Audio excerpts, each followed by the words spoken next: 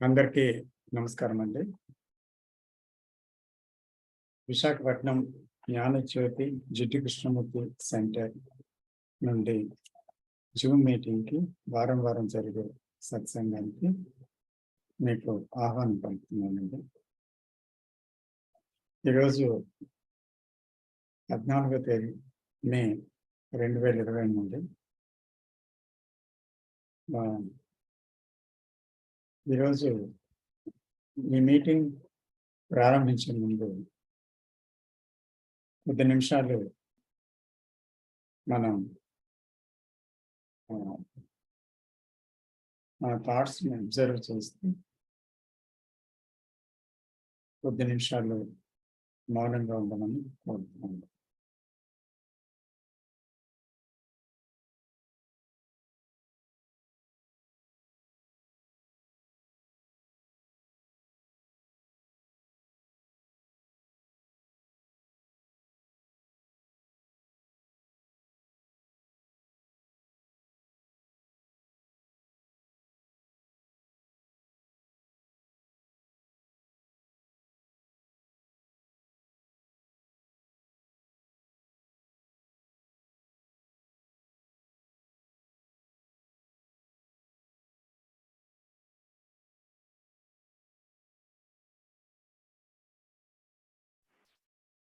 Program.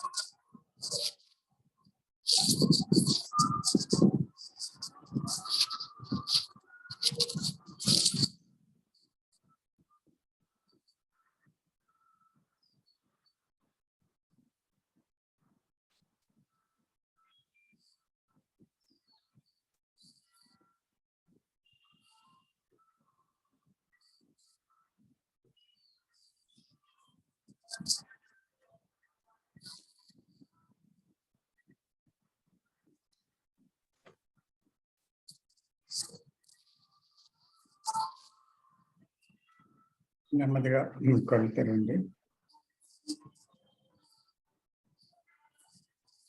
కిందటి వారం మనం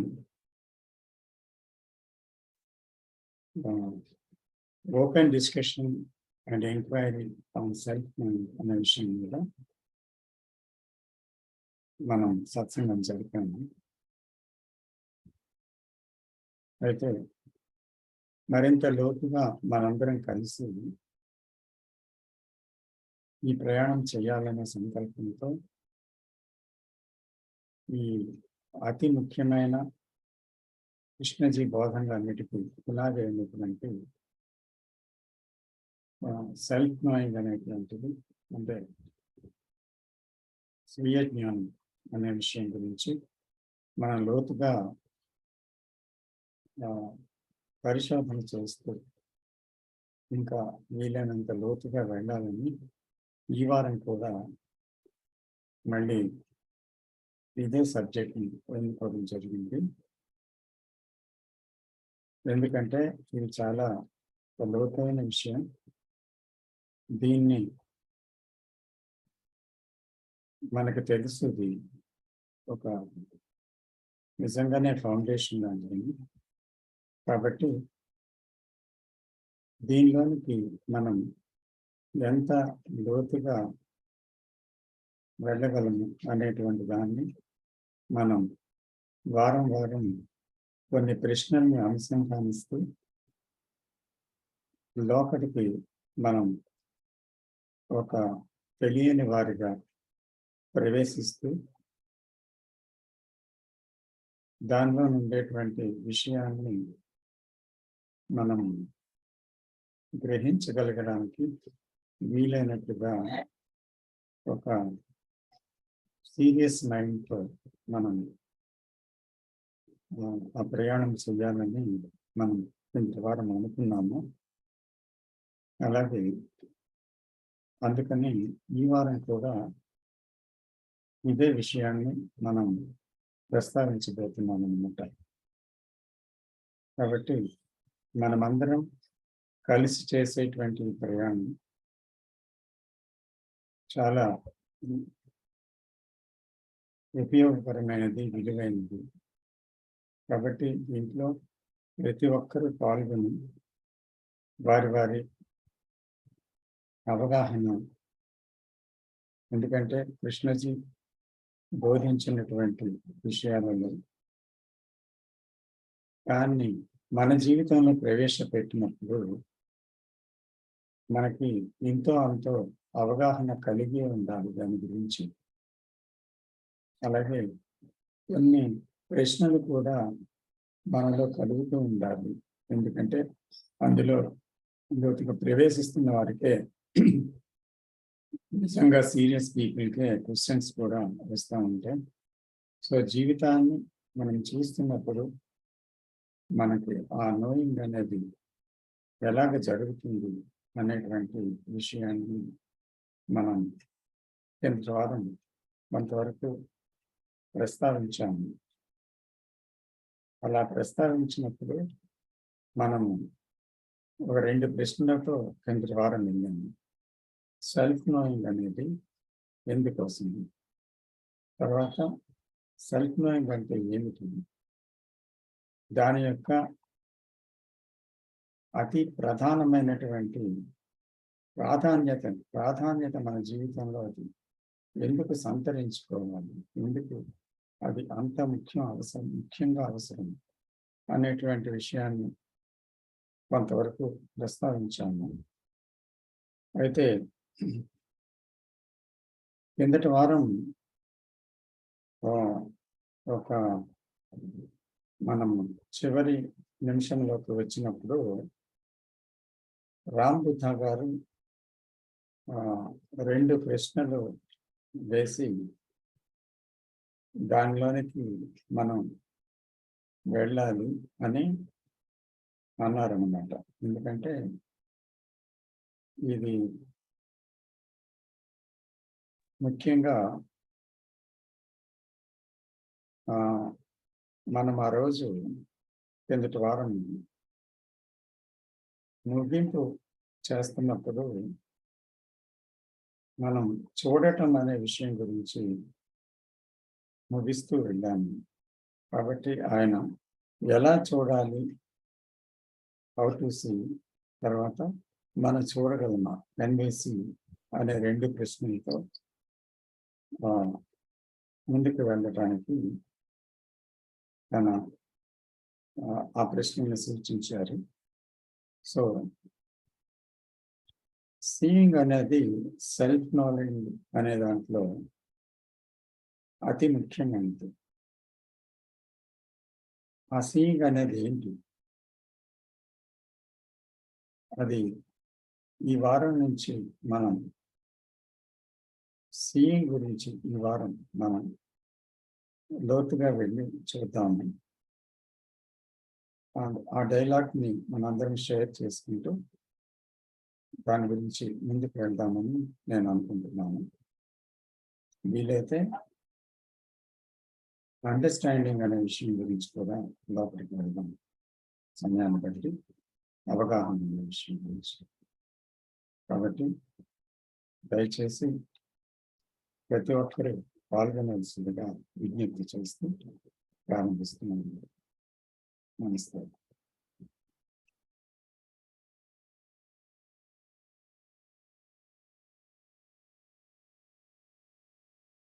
సో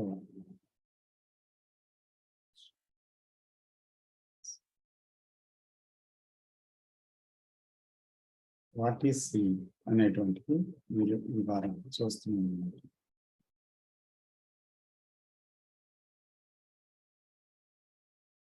సో దయచేసి ప్రారంభించమని కోరుతున్నాను.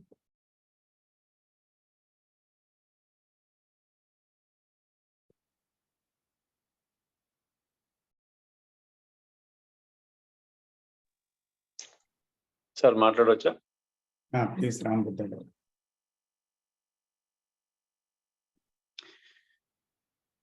అందరికీ నమస్కారం సార్. మనం లాస్ట్ వీక్ మంచి టాపిక్ తీసుకుని ఒక సెల్ఫ్ నోయింగ్ అనే టాపిక్లో కొంచెం వెళ్ళాము, బాగా డీప్గా వెళ్ళాము. ఒక 2 ప్రశ్నలతో అవేళ మనం ఆగాం టైం అయిపోవడం వల్ల.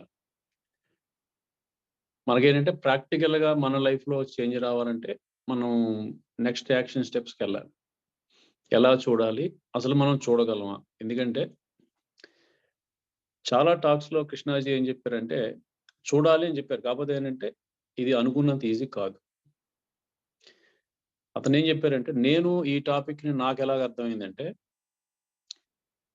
ఒకసారి అతని కొటేషన్ చూసినప్పుడు there is no self to understand but the thought that created the self. నాకేంటంటే అది చాలా సిగ్నిఫికెంట్ స్టేట్మెంట్ అది. ఎందుకంటే నేను అనే దాన్ని అర్థం చేసుకోవడానికి ఏమీ లేదు. ఏ ఆలోచన అయితే నేనుని క్రియేట్ చేసిందో ఆ ఆలోచనను అర్థం చేసుకుంటే నిన్ను నువ్వు అర్థం చేసుకున్నట్టే. ఆ స్టేట్మెంట్ చూడగానే నాకు మైండ్ బ్లోయింగ్ అనిపించింది. యాక్చువల్గా కరెక్టే అది. సెల్ఫ్ అంటే ఏంటంటే, ఆ వర్డ్ సెల్ఫ్ అనే దానికి ఏంటంటే డిక్షనరీలోని రకరకాల లాంగ్వేజ్లోని ఇంటర్ప్రిటేషన్లోని అసలు సెల్ఫ్ అంటే మన ఫిజికల్ బాడీ ఏనా అని మనకు అనిపిస్తుంది అర్థం అయిపోతే. ఇప్పుడు సపోజ్ మీరు నిద్రలో ఉన్నారు 10 రోజులు, నా గురించి నేను ఏం అర్థం చేసుకుంటాను? ఆ 10 రోజుల్లో ఏమీ జరగదు. ముఖ్యంగా కోమాలో ఉన్న వ్యక్తిని తీసుకుందాం. ఆలోచనలు ఉంటాయి, మానసిక ఆలోచనలు ఏమీ ఉండవు. సో సైకలాజికల్ థాట్స్, మానసికమైన ఆలోచనలు. So that is what the self is talking about. Already మనం చూసాం.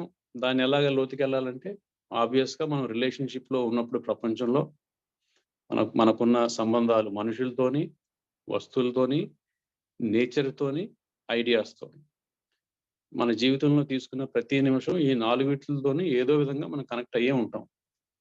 నచ్చినట్టో నచ్చనట్టో ద్వంద్వాలతో ఉంటాం. కృష్ణాజీ చెప్పిన ఈ సెల్ఫ్ నోయింగ్ ఏంటంటే ఒక one of the most profound statement. నువ్వే ప్రపంచం, ప్రపంచమే నువ్వు. ఆ ఒక్కటి గుర్తుపెట్టుకొని మనం ఆపరేషన్ చేసినప్పుడు ఏంటంటే కొంచెం డిఫరెంట్గా ఉంటుంది లైఫ్. ముఖ్యంగా అయితే నేను అబ్జర్వ్ చేసుకున్నాను. మనం ఏంటంటే నేను వేరు, ప్రపంచం వేరు, నేను అన్ని మంచి పనులు చేస్తున్నాను, ప్రపంచంలోనే ఘోరాలు జరుగుతున్నాయి అని అనుకుంటూ ఉంటాం ఎవ్రీడే లైఫ్లో. కాకపోతే అది నిజం కాదు. ప్రపంచం అంటే ఏంటి? ఇప్పుడు పువ్వు అందంగా ఉండాలనుకోండి, ప్రతి రెక్క అందంగా ఉన్నప్పుడే పువ్వు అందంగా ఉంటుంది. 2-3 రెక్కలు వాడిపోయాయి అనుకోండి, అది అందమైన పువ్వు అని కానీ లేకపోతే స్వచ్ఛమైన పువ్వు అని చెప్పలేం. సేమ్ ఇలాగే సొసైటీ టాపిక్లో మనం చూసాము. Individual is the society, societies are country, countries are the world. So మనకి డౌట్ వస్తూ ఉంటుంది, నా ఒక్కడిలో మార్పు వస్తే ప్రపంచంలో మార్పు వస్తుందా అని. గ్యారంటీగా వస్తుంది. ఇండివిజువల్ చేంజెస్ ఇప్పుడు ఆల్రెడీ మనం లాస్ట్ టైం టాపిక్లో చాలాసార్లు వచ్చింది, non violence and vegetarian and killing animals. ఎవరికి వాళ్ళు యానిమల్స్ని కిల్ చేయడం ఆపేశారు అనుకోండి, ప్రపంచం అంతా ఆబ్వియస్గా మారుతుంది. నేను ప్రపంచం ఒకటి కాదు, రెండు సెపరేట్ అనుకున్నప్పుడే ఈ ప్రాబ్లమ్స్ వస్తున్నాయి. సో మళ్ళీ back to sir, there is no self to understand, it is the thought which creates the self అని స్టేట్మెంట్ మనం స్టార్ట్ చేస్తే అక్కడి నుంచి మనం కంటిన్యూ చేయొచ్చు. ఎందుకంటే అక్కడి నుంచే అర్థం చేసుకోవడానికి ఒక మొదటి మెట్టు పడుతుందని నా అభిప్రాయం sir. Thank you. Welcome sir. Next ఎవరైనా మాట్లాడండి. మాట్లాడతాండి. Sir good evening sir. Gupta గారు నమస్తే, చెప్పండి. నమస్కారం అండి. నమస్తే. అసలు నేను అనేది ఆలోచన తయారు చేసిన నేను ఒకటి ఉంది. నేను అనేది మామూలుగా ఏదో పేరు పెట్టి మనం మనిషిగా మనం పేరు పెట్టుకుంటాం. ఆ నేను వేరు. ఆలోచన గురించి ఆయన మాట్లాడుతున్నాడు, సైకలాజికల్ థాట్స్ గురించి, మనసు గురించి. నేను తయారు చేసిన నేనులోంచే వస్తున్నాయి. అంటే నేను తయారు చేసినప్పుడు నిజంగా నాకు అది ఇష్టం అన్నమాట. ఇష్టం ఉన్నంతకాలం నన్ను నేను అర్థం చేసుకోవడానికి ప్రయత్నమే ఉండదు.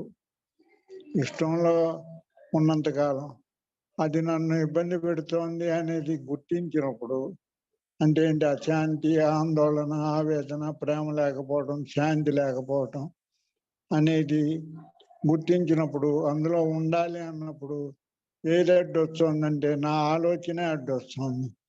అది అర్థం చేసుకోవాలంటే వ్యతిరేకించకుండా, అనుకూలంగా లేకుండా, అన్బయాస్డ్ అంటాం, ఎటువంటి అభిప్రాయాలు లేకుండా, ఉద్దేశాలు లేకుండా, విభజన లేకుండా, నమ్మకాలు లేకుండా మనసు ఉన్నప్పుడు, అంటే స్వేచ్ఛ మనసు అంటాం, ఐడియల్ మనసు అంటాం, అచలమైన మనసు అంటాం, నిర్మలమైన మనసు అంటాం, శాంతించిన మనసు అంటాం. పేర్లు ఎన్నో ఉన్నాయి. పేరు పెడితే మళ్ళీ నా డెఫినేషన్ వేరు, మీ డెఫినేషన్ వేరు. అందువల్ల పేరు పెట్టకుండా నాకు ఇష్టం ఉన్నప్పుడు, ఇష్టం ఎప్పుడు వస్తుంది, దానివల్ల పడిన ఇబ్బంది నాకు వద్దనుకున్నప్పుడు, కానీ ఆ ఇబ్బందిలో ఉంటాం అనుకున్నంత కాలం పొరపాటున ఆలోచనని మనం అర్థం చేసుకోము, అందులో క్రీడిస్తాము, ఆ దుఃఖంలోనే ఉంటూ హాయిగా ఉందనుకుంటాం. పుల్లబెట్టి పళ్ళలో గుచ్చుకుని బాగుంది అనుకున్నట్టుగానే ఉంటుంది. అందువల్ల ఇష్టం ఉందా లేదా అంటే ప్రేమగా ఉంటాం, స్వేచ్ఛగా ఉంటాం, అది అనుభవించే కానీ తెలవదు. కానీ అనుభవించడానికి మనమే ఆటంకం అనేది గుర్తించినప్పుడు, మన ఆటంకాలన్నీ తొలగించుకున్నప్పుడు మనం ఎంత హాయిగా ఉంటామో మనకే అర్థమవుతుంది సార్. నమస్తే సార్. నమస్తే గుప్తా గారు.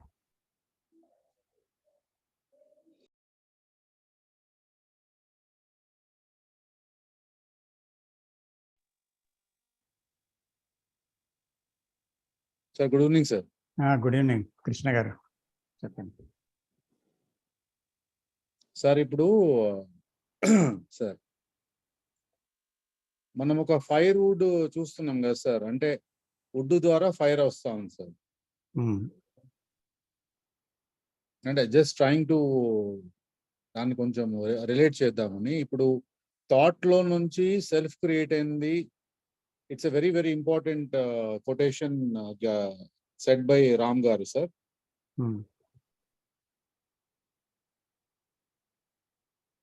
ఇప్పుడు ఒక ఫైర్ వుడ్ తీసుకుంటే ఆ వుడ్ ఉన్నప్పుడే ఆ ఫైర్ వస్తూ ఉంది.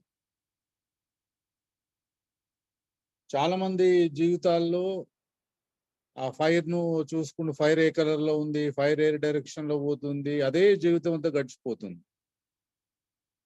సో ఆ రూట్స్ అనేది, వుడ్ అనేది, ఆ రూట్స్ అనేది, ఆలోచన అనేది, ఇట్స్ అ థాట్ అనే విషయము many people are not able to understand.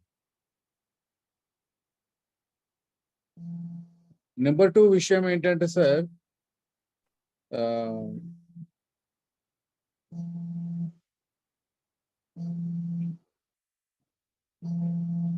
ఇప్పుడు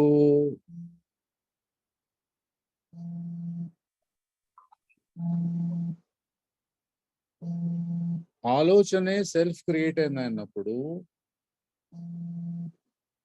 అదే ఇప్పుడు even Krishnamurthy has told one of the best books in the world, The Ending of Time, David Bohm discussions లో అన్నప్పుడు the ending of time, the ending of thought is beginning of wisdom అని అన్నారు sir. కానీ అదే ఆలోచన, అదే thought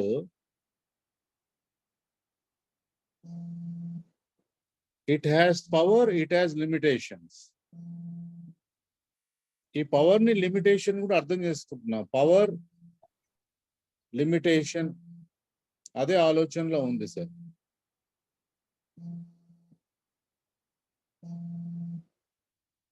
power అంటే ఒక డిస్కవరీ అనుకోండి, లిమిటేషన్ అంటే ఒక యాంగ్జైటీ, ఒక ఫియర్, అల్టిమేట్ సూసైడ్ అనుకుందాం సార్. అంటే ఆలోచనని సూటిగా చూడలేకపోతున్నాం సార్. అది చాలా ప్రయత్నాలు జరిగినా కూడా ఆ థాట్ ని ఉన్నది ఉన్నట్టుగా చూడడము. ఫర్ ఎగ్జాంపుల్ ఏదో బుక్ షెల్ఫ్ లేకపోతే యూట్యూబ్ తీసాం సార్, మన జ్ఞానజ్యోతి గుర్తొస్తుంది. అలా ట్రిగ్గర్స్ అవుతూ ఉంటాయి, అసోసియేషన్స్ లో థాట్స్ వస్తూ ఉంటాయి. కానీ థాట్ ని ఉన్నది ఉన్నట్టుగా చూడడం ఎలా అన్న విషయం మీద కొంచెము ఎక్స్ప్లెయిన్ చేస్తే బాగుంటుంది sir. I think I made some sense. అంటే ఆలోచనను సూటిగా ఎటువంటి, ఇప్పుడు మన గుప్తా గారు చెప్పినట్టు ఎటువంటి నిర్ణయాలు, ఎటువంటి బిలీఫ్స్, ఎటువంటి నమ్మకాలు ఏమీ లేకుండా ఆలోచనని ఉన్నది ఉన్నట్టుగా చూడడం ఎలా అనే విషయం అనేది చాలా గంభీరమైన విషయం అని నేను అనుకుంటున్నాను సార్.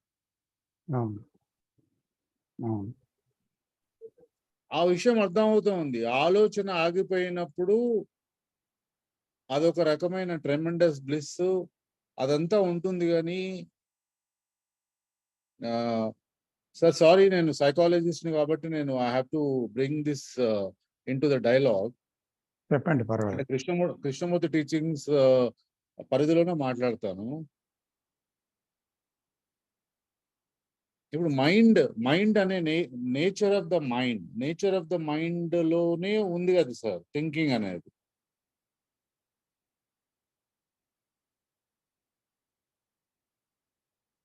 ఆ నేచర్ని మనం అర్థం చేసుకున్నప్పుడు, ఒక లాస్ వచ్చినప్పుడు డిప్రెషను, ఒక థ్రెట్ వచ్చినప్పుడు యాంగ్జైటీ రావడము, ఇంజస్టిస్ జరిగినప్పుడు కోపం రావడము, అదే సెల్ఫ్ బలపడినప్పుడు ఒక ఆనందం రావడము. అంటే what I mean to say ఏంటంటే సార్, ఈ కల్చరల్ డిస్పోజిషన్స్ కానీ లేకపోతే తరతరాల నుంచి ఆలోచనతో పాటు ఇలా జరిగినప్పుడు ఇటువంటి ఆలోచన వస్తుంది. ఫర్ ఎగ్జాంపుల్ లాస్ జరిగినప్పుడు కొన్ని డిప్రెసివ్ థాట్స్ వస్తాయి. లేకపోతే ఒక ఇల్లు కొనుక్కున్నప్పుడు, కారు కొన్నప్పుడు ఆనందమైన ఆలోచనలు వస్తాయి.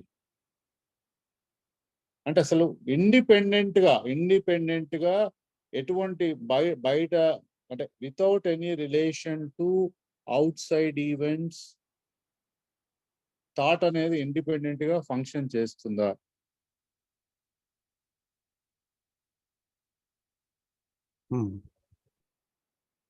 That already మన or is it like the moment we switch on the light will appear.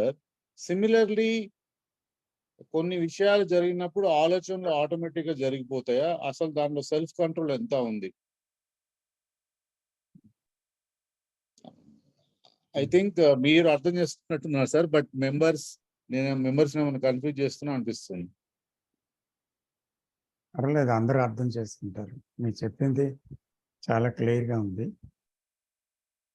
అయితే ఇక్కడ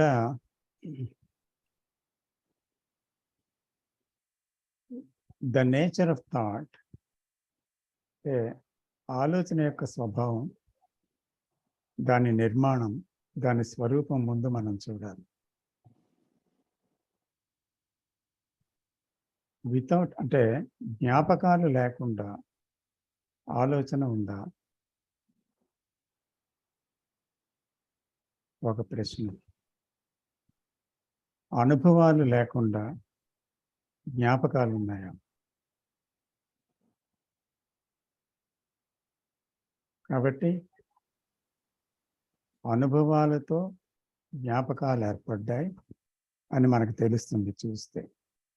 if I experience something, it goes to my memory, an insult or a flattery, something or something, ఏదో etcetera etcetera. So ప్రతిదీ ఒక అనుభవం. చూడడంలో ఒక అనుభవం, తాకడంలో ఒక అనుభవం, వినడంలో ఒక అనుభవం. అలాగా ప్రతి సెన్స్ నుంచి వచ్చిన ప్రతి అనుభవం కూడా అది కూడా రికార్డ్ అవుతుంది. సో ఆ రికార్డెడ్ విషయం అంతా కూడా జ్ఞాపకాల్లో స్టోర్ అయింది. స్టోర్ అయిన జ్ఞాపకాల నుంచే థాట్స్ అనేవి వెలువడుతున్నాయి. కాబట్టి ఒక థాట్ వచ్చింది అని అంటే వెంటనే ఆ థాట్ అంటే ఏంటి? దట్ ఈస్ ఎ వర్డ్, ఒక మాట. వెంటనే ఆ మాటతో గత జ్ఞానంతో కనెక్ట్ అయ్యి రికగ్నిషన్ వస్తుంది, ఇది ఫలానా అని. అది ఆనందకరమైందో, దుఃఖకరమైందో, బాధాకరమైందో, లేదా ఇష్టమైనదో, అయిష్టమైనదో ఏదో ఒకటి కనెక్ట్ అవుతుంది. ఆ ఫీలింగే కాకుండా దాంతో పాటు జరిగిన కొన్ని సంఘటనలు కూడా కొన్ని ఇమేజెస్ రూపంలో కానీ, థాట్స్ రూపంలో కానీ మళ్ళీ కనెక్ట్ అవుతాయి ఆ థాట్కి. సో ఒకసారి ఒక జ్ఞాపకం వచ్చిందనుకోండి, ఆ జ్ఞాపకాన్ని నుంచి మరికొన్ని జ్ఞాపకాలు కనెక్ట్ అవ్వడం కూడా మనం చూస్తాం. వేరియస్ ఇన్సిడెంట్స్ నుంచి వచ్చిన జ్ఞాపకాలు. సో కాబట్టి ఇండిపెండెంట్గా మీరు అన్నట్టుగా ఒక థాట్ అనేది ఎక్కడుంది అంటే అది ఒక అనుభవం మీద, ఒక జ్ఞాపకం మీద ఆధారపడి నడుస్తుంది కదా. If we see carefully, I hope you are seeing that. So అందుకని ఈ ఆలోచన అనేది గతానికి సంబంధించిన విషయం గనక ఆ గతంతోనే ప్రస్తుతాన్ని చూడగలదు. ప్రస్తుతాన్ని నేకెడ్గా చూడడానికి ఆలోచన లేనటువంటి ఒక స్థితిలోనే చూడటం అనేది జరుగుతుంది. అంచేత నిజంగా చూడటం అంటే ఏంటి? అక్కడ ఆలోచనతో చూడటం కాదు, ఆలోచన అనేది లేకుండా, దాని ప్రమేయం లేకుండా, అంటే గత జ్ఞాన ప్రమేయం లేకుండా ఏదైతే ఉందో దాన్ని చూడగలగటం. అంచేత ఇక్కడ ఒక ప్రశ్న ఏంటంటే, ఆలోచన తన తాలూకా పరిమితుల్ని అది చూడగలదా? అలాగే మనకున్న గత జ్ఞానం, మనకున్న జ్ఞానం యావత్తు, తెలిసిన విషయాలతో ఉన్న జ్ఞానం యావత్తు కూడా దాని నాలెడ్జ్ అనొచ్చు. తెలుసుకోవడంలో దాని తాలూకా అసామర్థ్యాన్ని అది గ్రహించగలదా? అంటే తెలుసుకోవడం అనే విషయానికి వెళ్ళేటప్పుడు అది తెలిసిన ఒక జ్ఞానంతో తెలుసుకోవడం అనేది ప్రారంభిస్తే అక్కడ గతానికి సంబంధించిన విషయం, గత జ్ఞానంతో ఉండేటువంటి విషయమే కదా, అది క్రోడీకరిస్తుంది, తిరిగి దాన్ని అనలైజ్ చేయగలుగుతుంది, దాంతోనే అర్థం చేసుకోగలుగుతుంది. కాబట్టి అది మళ్ళీ పాతదే అవుతుంది కదా. కాబట్టి ఈ క్షణంలో జరిగినటువంటి ఒక విషయం సరికొత్తదే అయినప్పటికీ, ఒక ఇన్సల్ట్ కానీ, ఒక ఫ్లాటరీ కానీ, అసూయ కానీ, ఒక ద్వేషం కానీ, ఒక ఘటన కానీ ఏదైనా, దాన్ని వెంటనే ఇది ఫలానాది అని గుర్తించి దాన్ని మనం చూసామనుకోండి, చూసి దానికి ఒక పేరు పెట్టాము, గుర్తించాము, అప్పుడు మన ప్రతిస్పందనలన్నీ ఎక్కడి నుంచి ఉంటాయి? ఆ గతం నుంచే ఉంటాయి.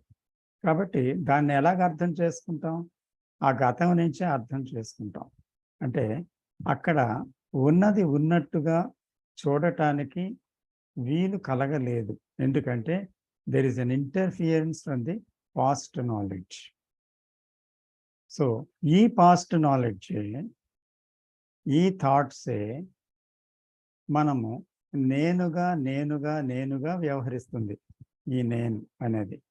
So when the experience is the past, all experiences are past, and the memory is past, and thought is past, so the knowledge is past. So the I is the center of the past. అంటే నేననే కేంద్రం ఏంటది? అది గతముతో సంబంధించిన ఒక కేంద్రంగా అది ఏర్పడింది. ఎలాగ ఏర్పడింది అది?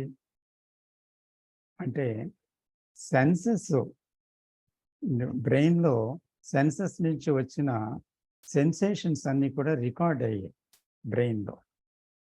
సో రికార్డ్ అయినంత వరకు నో ప్రాబ్లం, రికార్డ్ అయ్యాయి, అక్కడ వరకు పర్వాలేదు. అంటే అది సెన్సెస్లో మనం ఒక దేనైనా తాకాము, దేనైనా చూసాము, ఒక సెన్సేషన్ వచ్చింది. అయితే ఆ సెన్సేషన్ని వెంటనే ఏం చేసింది?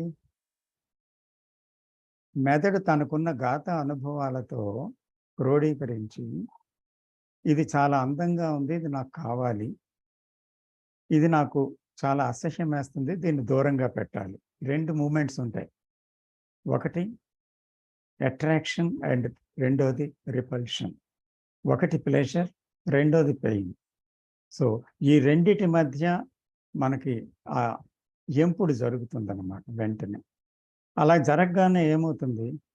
ఆ ఎంపుడుతోటే సెల్ఫ్ ప్రారంభమైంది. ఎంచుకునేవాడు, ద సెన్సార్, తర్వాత the criticiser, the analyser, the thinker, the centre, the I, ఇవన్నీ కూడా ప్రారంభమయ్యాయి యాక్చువల్గా. సో డ్యూరింగ్ ద సెన్సేషన్, అప్పుడు ఏమీ లేదు సెన్సేషన్ అయినప్పుడు. అది ఆ సెన్సేషన్ని ఎప్పుడైతే బ్రెయిన్ తన గత జ్ఞానంతో క్రోడీకరించిందో, ఇది మళ్ళీ ముద్ర వేసేసుకుందో దాన్ని, అది మరింత బలమైంది. వెంటనే దాన్ని పేరు పెట్టి దాన్ని రికగ్నైజ్ చేస్తుంది అనమాట. సో ఎప్పుడైతే బిగినింగ్ ఆఫ్ ది వర్డ్ వచ్చిందో, వెంటనే అది ఒక వర్డ్తో దాన్ని మనం చెప్పాము ఇది ఫలానా అని. ఎప్పుడైతే ఇది అసూయ అంటామో, ఇది ద్వేషం అంటాము, ఇది కోపం అంటాము, ఇది బాధాకరం అంటాము, ఇది సుఖకరం అంటాము, ఎప్పుడైతే ఒక వర్డ్ ఉపయోగించామో that word is thought, thought is the word. So అప్పుడు వెంటనే గుర్తించగానే ఏమవుతుంది? అది గత జ్ఞానంతో కనెక్ట్ అయిపోతుంది. కనెక్ట్ అయిపోయిన వెంటనే అక్కడ దాంతో అది వ్యవహరించడం మొదలు పెడుతుంది. సో కాబట్టి అప్పుడు మనం, అంటే నేను అనేది ఉన్నంతకాలం అది ఉన్నదాన్ని ఉన్నట్టుగా ప్రస్తుతంలో చూడటానికి వీలు కాదన్నమాట. అది వీలు కాదు. అందుకనే అక్కడ ఎటువంటి ఒక ఉన్న విషయాన్ని ఉన్నదిగా చూడటానికి వీలు లేనందువల్ల అది పాత వరవడిలోనే తిరిగి వెళ్తుంది. మళ్ళీ ఈ ప్రతి విషయము ముద్రపడి మళ్ళీ అది బలవంతం అవుతుంది. కాబట్టి ఇక్కడ సీయింగ్ అనేది ఏంటి యాక్చువల్గా? ఇప్పుడు ఇదంతా మనకి చాలా వరకు మనం విన్నాం, చదివాము, తెలుసును. నిత్య జీవితంలో కూడా ఇది అవునా అని చూస్తే మనకి అది సరైనదిగా కనిపిస్తుంది. Not only theoretically, but when we see that it appears, ఇది మనకి చాలా చాలా లాజికల్గా కనిపిస్తుంది, చాలా హేతుబద్ధంగా కనిపిస్తుంది. కాబట్టి ఇక్కడ సీయింగ్ అనేది మనము అక్కడ నుంచి ఏంటి, ఎలాగ జరుగుతుంది, ఈ విషయంలోకి వెళ్ళాలి. ఇక్కడ నుంచి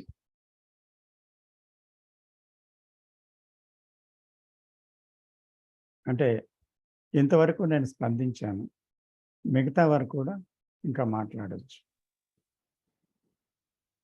ఎందుకంటే అందరూ 5-10 నిమిషాల్లో మాట్లాడితే అందరూ పాల్గొన్నట్టు అవుతుంది.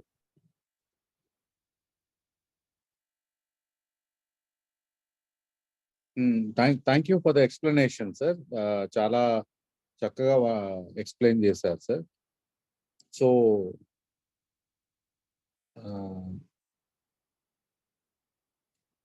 మీరు అనేది థాట్ ఇండిపెండెంట్ గా తనను తాను చూసుకునేటప్పుడు గత జ్ఞాన ప్రమేయం లేకుండా చూస్తే ఏదో అద్భుతం జరగకపోవచ్చు, కానీ maybe we will hold on with that sir. Thought independent గా తను తాను చూడగలదా?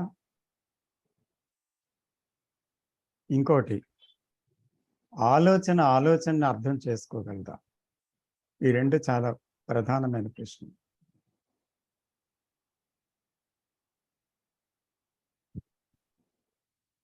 అంటే మళ్ళీ ఇక్కడ సబ్జెక్ట్ ఆబ్జెక్ట్ వచ్చేస్తుంది కదా సార్. ఫర్ ఎగ్జాంపుల్ ఇప్పుడు మీరేం మాట్లాడుతున్నారో మీ ముఖ కవళికలు అన్ని బట్టి నేను అర్థం చేసుకుంటున్నాను. దాని వెనకాల ఉన్న ప్యాషన్, దాని వెనకాల ఉన్న కమిట్మెంట్ కనబడుతుంది నాకు. సబ్జెక్ట్ ఆబ్జెక్ట్, మీరు ఆబ్జెక్ట్ నేను సబ్జెక్ట్ అనుకుందాం sir.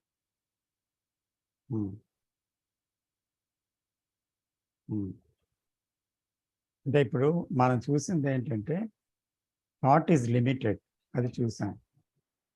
There is no unlimitedness in it because all experience is limited. So all memory is limited. So from that thought has born. So ye thought. So how can this thought understand itself? అంటే అది దాని గురించి దాన్ని అది ఎలాగ అర్థం చేసుకుంటుంది? ఇప్పుడు అదే గతం, దాన్ని అర్థం చేసుకోవాలని అనుకుంటుంది. అది ఎక్కడి నుంచి అర్థం చేసుకుంటుంది? ఆ గతం నుంచా కాదా? ఆ గతం నుంచి అయితే నిజంగా అది ఆ గతం నుంచి అయితే ఏం అర్థం చేసుకోగలదు? So whatever the understanding may be, it must be past. So there is nothing new in it. So how can it discover something?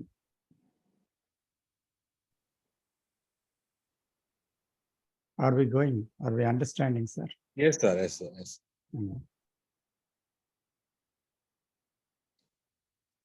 అంటే I would like to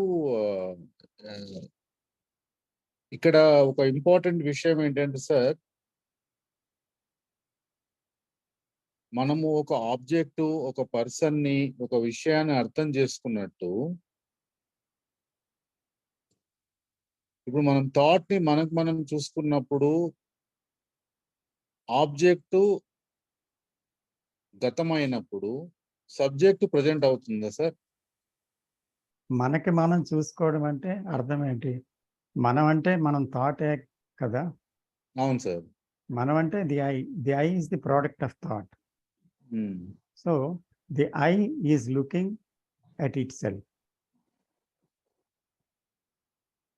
Thought I a thought. So it has divided thought as a separate thing. తనకన్నా వేరేగా వచ్చింది అనుకుంటుంది. Thought ప్రసవించిన బిడ్డే thinker. ఆ thinker ఏమనుకుంటుంది? Thought కన్నా నేను వేరు అనుకుంటుంది. దానివల్ల ఇది జన్మించింది. అయితే తనలో భాగం ఆలోచనే 2 విధాలుగా చీలిపోయింది, థింకర్ అని, థాట్ అని. ఇప్పుడు థింకర్ ఏమంటున్నాడంటే నా థాట్ చెడ్డది, నా థాట్ మంచిది, నా థాట్ మార్చుకోవాలి, నేను మారాలి అంటున్నాడు. సో ఆ డివిజన్ వల్ల ఏమైంది? తన థింకింగ్ అనేది తనకన్నా వేరుగా చూస్తున్నాడు thinker. Is it not? So is thinking different from the thinker. The thinker is the thought అని కృష్ణమూర్తి గారు చాలాసార్లు చెప్పారు సార్. చెప్పారు, కానీ we are now seeing it. We are not agreeing with it. or disagreeing with it, but it may be a fact, but we are investigating into it. Sir ఒక comment చేయొచ్చా? Sir చెప్పండి. Excellent question అడిగారు, చాలా మంచి question ఇది. Very clear గా అడిగారు question, చాలా బ్యూటిఫుల్ గా ఉంది చెప్పడం కూడా. నేను అబ్జర్వ్ చేసింది ఏంటంటే, సార్కి వచ్చిన క్వశ్చన్ నాకు కొన్ని రోజుల క్రితం ఇప్పుడు మొదట్లో వచ్చింది. ఈ డ్యూయాలిటీ గురించి, ద్వంద్వాల గురించి ఉన్నప్పుడు రామకృష్ణ గారు చెప్తున్నారు, రాంబుద్ధ వినడం కాకుండా, చెప్పేవాడు లేకుండా, వినేవాడు లేకుండా, వినడం మాత్రమే ఉన్నప్పుడు ఇది క్లారిఫై అవుతుంది. మీరు చెప్తున్నారు, నేను వింటున్నాను అన్నప్పుడు ఏంటంటే ఈ కన్ఫ్యూజన్ వస్తుంది. అందుకేనంటే ఆల్ సెన్సెస్ తో మీరు చెప్తున్నప్పుడు ఏంటంటే complete attention, not with years, my eyes, with my whole being అలా పెట్టినప్పుడు ఏంటంటే వినడం మాత్రమే ఉంటది. అక్కడే ఈ క్వశ్చన్ కి ఆన్సర్ ఉందని నా అభిప్రాయం. Yes. So here also, when I talk about object and subject, functionally it is there. I need to see that turns into my psyche. Is it there? That is what I need to look at it. When yes, the tree is there, I am here. Functionally it is there. But when we're talking about it psychologically, we need to see there is a fragmentation, there's a division. And the fragmentation, I mean, I have an image of it, and I am looking at it from my own image. I myself am an image of myself. So it is very essential to see that I have an image about myself, and I have an image about you. So when I look at you, I'm looking at you from my own image and at another image of what I think it is. So that is where the complications arise. Incotement is, sir, when we talk about self-knowledge, how do I understand what it means? What is self-knowledge? Knowledge about me, myself? Or what is it? How does, because we've been talking about self-knowledge for quite some time. What is self-knowledge? The moment I say it is me, I'm again back to my conditioning. So when he's talking about self-knowledge, what does it really mean, what self-knowledge is?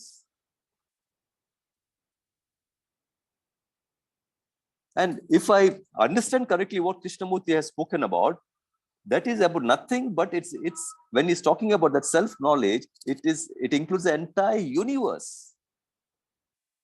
So I'm putting in my own words, I am the contents of the consciousness, that human consciousness.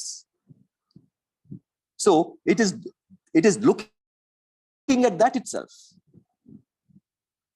the contents of my consciousness. I'm putting within quotes my consciousness, in quotes my consciousness, but that is what, the moment I say self and me, I'm back to my conditioning. That is extremely difficult to understand. So I've many meetings, the discussion has been going on, I mean, we talk about self-knowledge and things like that. So in fact, it's quite a challenge. In fact, Krishnamurti also has said, I mean, it's, I mean, okay, self-knowledge doesn't depend on external authority, and cheptaru, but self-knowledge is, again, he says, the beginning of wisdom. Self-knowledge, he has said, it's the whole universe. It encompasses all conflicts of mankind, not mine, not me and my family. So it is very essential for me to understand. I mean, when we talk about self-knowledge and we say, I should watch myself, observe myself. Yes, that is the beginning. I mean, Krishnamurti has just mentioned that, and I start doing that. Again, I'm caught, sir. I'm caught in my conditioning. The moment I say, yes, I'm observing the way I talk, the way I'm doing. Again, the moment I do that, sir, I'm looking for a result. The question is, am I looking at all these things without a motive, without a conclusion, without an end to reach? It is quite a challenge, sir. It is quite a challenge. We've been having these meetings. I mean, many meetings I talk about the self-knowledge, but I have not, I didn't put this forward. I said, okay, I need to understand that. That's about all. So it means the entire universe. It's just not me. The moment I say me, I'm back to my conditioning, sir. That I'm repeating once again. But I think it needs to be repeated. So that is what it is. Thank you, sir. Thank you. Thank you, sir. Yes, it is so.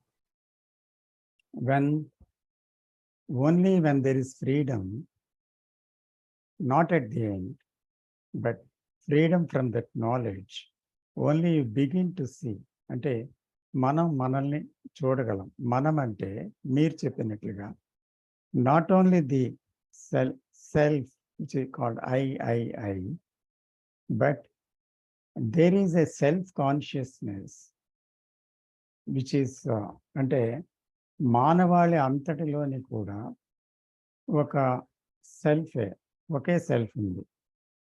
So I am the world and the world is me అనే మాటలో అర్థం అది. So you cannot, I not an individual. నేను వేరేగా ఒక వ్యక్తిని కాదు. అంచేత మానవ సమూహములో, మానవ చైతన్యములో అంతా కలిసే ఉంది. So when I am understanding myself, I am understanding the whole consciousness, going into the consciousness. When I am understanding the consciousness, it is also the part. So the part is in the whole, but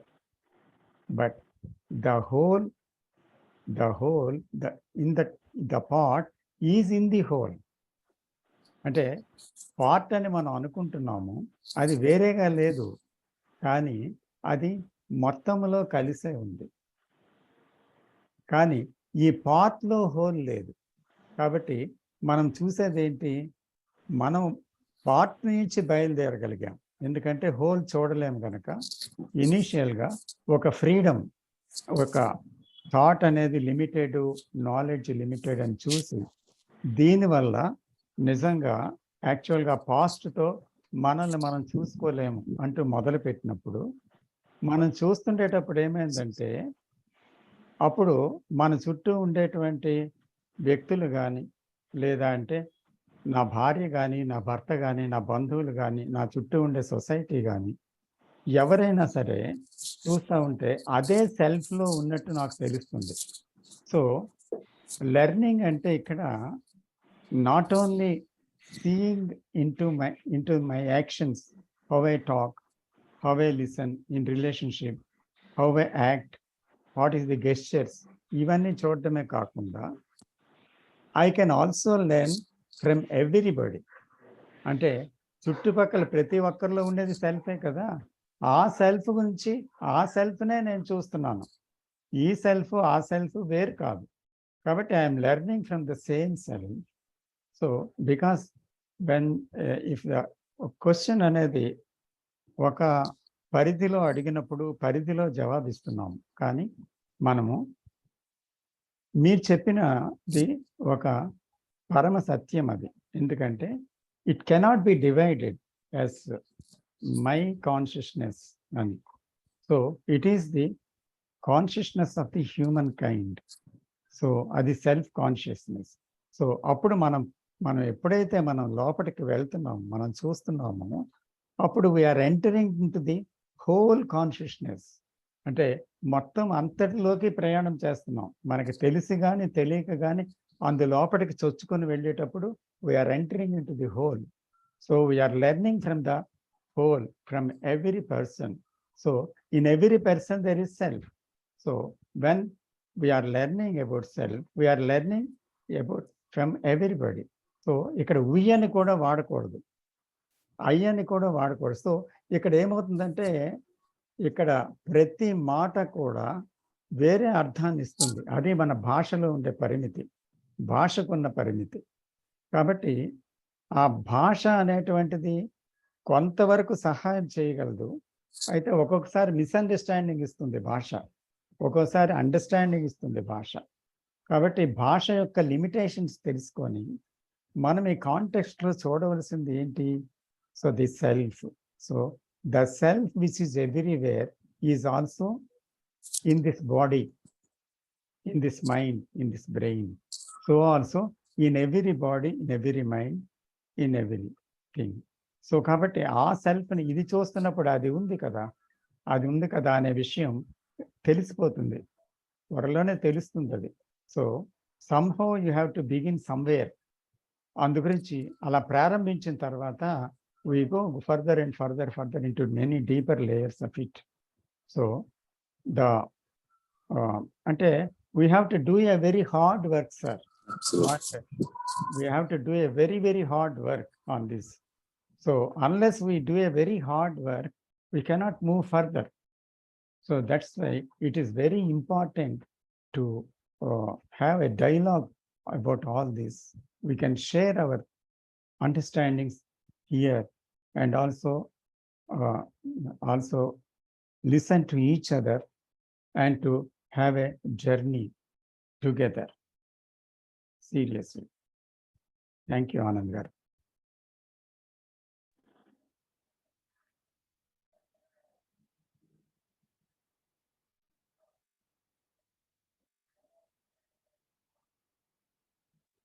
so ఎవరు మాట్లాడతారండి? Sir Babaji మాట్లాడు. బాబాజీ గారు చెప్పండి sir. Sir మొట్టమొదటి కృష్ణ గారు వేసిన మొట్టమొదటి ప్రశ్న గురించి మాట్లాడదాం అనుకుంటానండి. చెప్పండి సార్. అంటే ఒక వస్తువుని చూసినప్పుడు థాట్తో చూస్తున్నాం. థాట్ అవసరమా? వస్తువుని చూడడానికి థాట్ అవసరమా? థాట్ లేకుండా చూడలేమా? మనకి ఇంద్రియాలు ఉన్నాయి. ఇంద్రియాల పెర్సెప్షన్, ఇంద్రియాలు అనేవి కూడా పెర్సీవ్ చేస్తాయి. కానీ థాట్ అవసరం లేదు కదా. ఎప్పుడైతే థాట్ ఉందో థాట్ కండిషన్ అంటే మనం చూడడం కూడా కండిషన్ అయిపోతుంది. అంటే అప్పుడు ఏమవుతుంది? రైట్ రిలేషన్షిప్ ఏర్పడదు. వస్తువుకి మనకి రైట్ రిలేషన్షిప్ ఉండదు. రైట్ రిలేషన్షిప్ లేనప్పుడు అండర్స్టాండింగ్ ఉండదు. ఉన్నది అన్నట్టు కనిపించదు. డీవియేషన్ వచ్చేస్తుంది, కాంట్రడిక్షన్ వస్తుంది. అంచేత రాంగ్, మన ఇంటర్ప్రిటేషన్ రాంగ్ అయిపోతుందండి.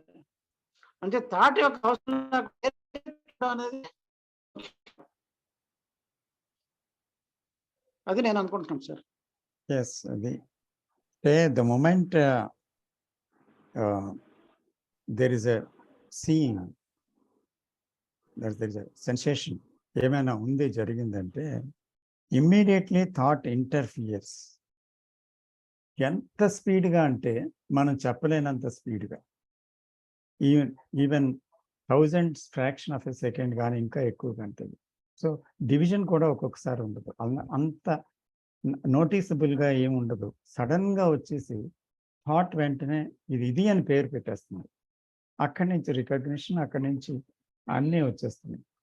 సో సెన్సెస్ మాత్రమే చూడగలిగేటువంటిది అక్కడ ఆ సందర్భంలో అంత తీవ్రత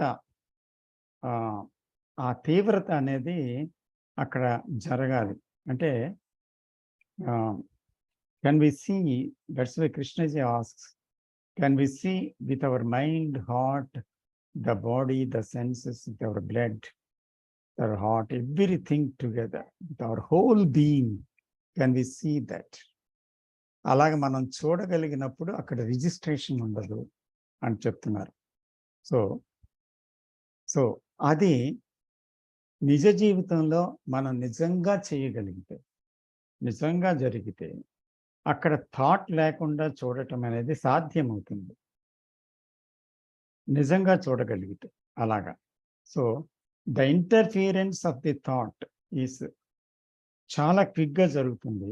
అయితే అక్కడ టోటల్ అటెన్షన్ ఉండేటప్పుడు there is no imprinting of that experience or naming or whatever it is, ఏమీ జరగదు అక్కడ.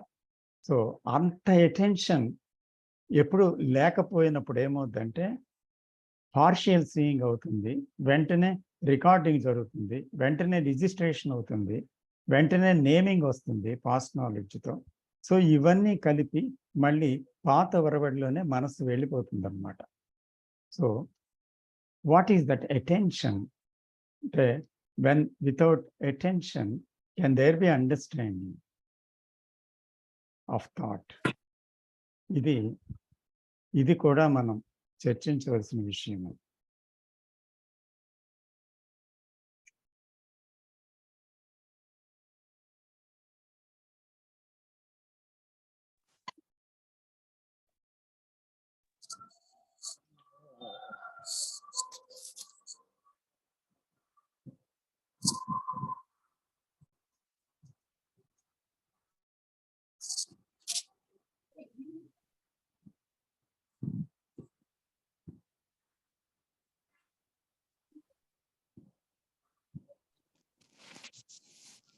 Sir, I think everybody is experiencing a thoughtless state, sir.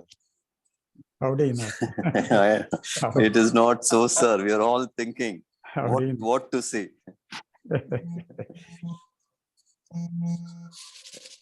We cannot remain silent, sir. And Krishnamurti is talking about silence, something else. Not that, we maintain that silence. He's talking of the silence which is not the one we want to be silent. The meditation, what he's talking about, not that meditation what you and I understand. He's talking something else. So he says silence which is, it's, how do I put it? Which is not, yeah, go ahead, sir, go ahead. Here, I want to tell, and I want to continue something, sir, if you permit me. Go ahead, sir, please, sir. So, here, when there is a question, when there is an inquiry, which cannot be answered by the mind, the knowledge, the thought. Question వేశారు, కానీ ఆ క్వశ్చన్కి ఎంత వెతికినా జవాబు లేదు అక్కడ. ఎందుకంటే మైండ్ తనకు తెలిసిన నాలెడ్జ్తో దానికి జవాబు ఇవ్వలేకపోతుంది. అటువంటి క్వశ్చన్ అది. So the question of what is love, it can explain what is love, but actually the explanation is not love. But then what is love? So అలాగే ఏదైనా ఒక క్వశ్చన్, ఒక ఎంక్వైరీ చేసామనుకోండి, ఆ question it is an impossible thing to answer from the mind. So అప్పుడు ఏం చేస్తుంది mind?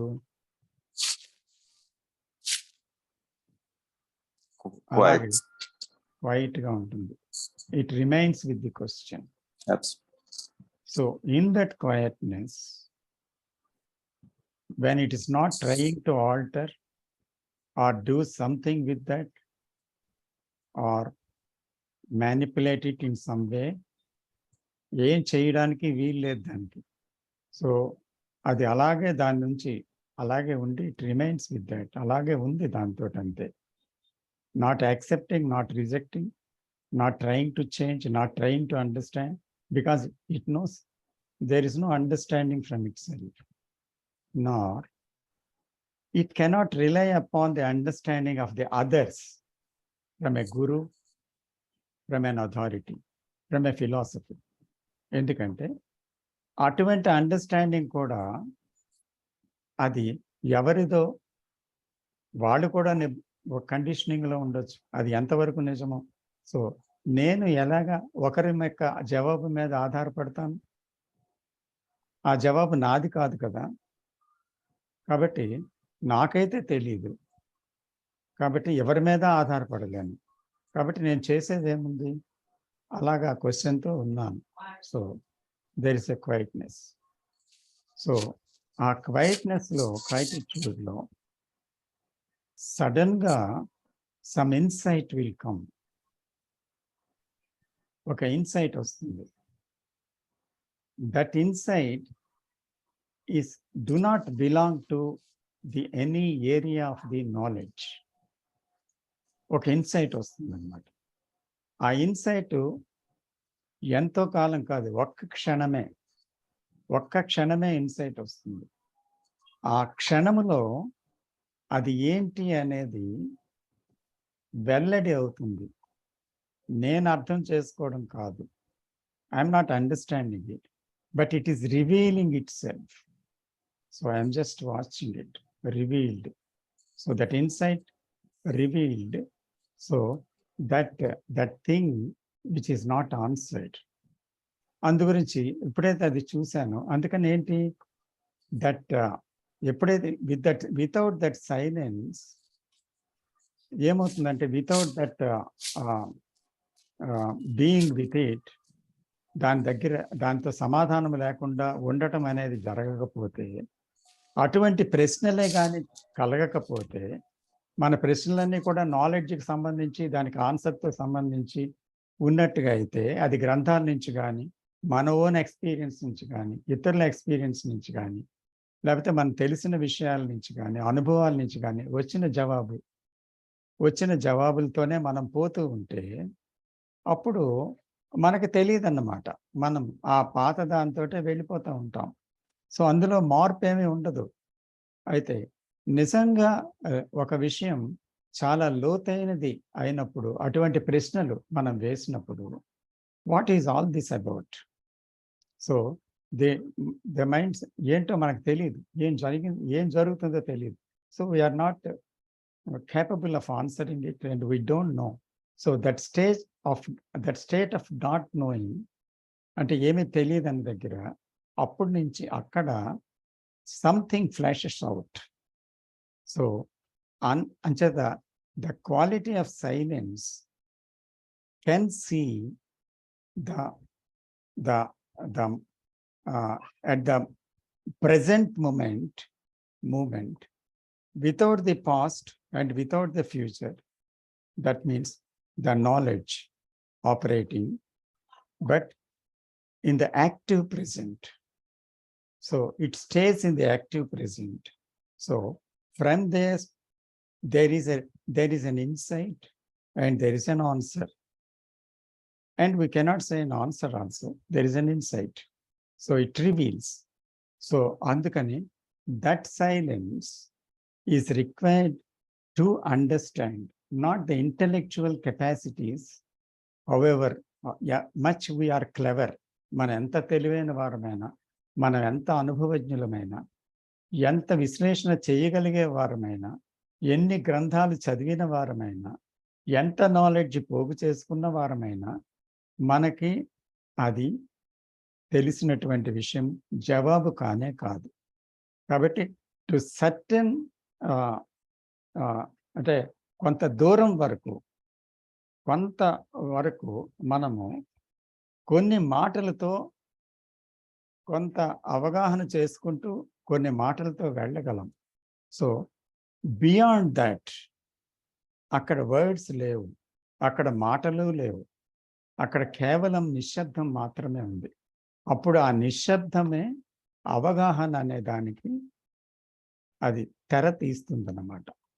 Then everything will be revealed in that silence. So ఆ సైలెన్స్ అనేది మనకి యాక్చువల్గా ఈ సీయింగ్ అనే దాంతోనే యాక్చువల్గా ప్రారంభమవుతుంది. ఈ సీయింగ్ అనేది కూడా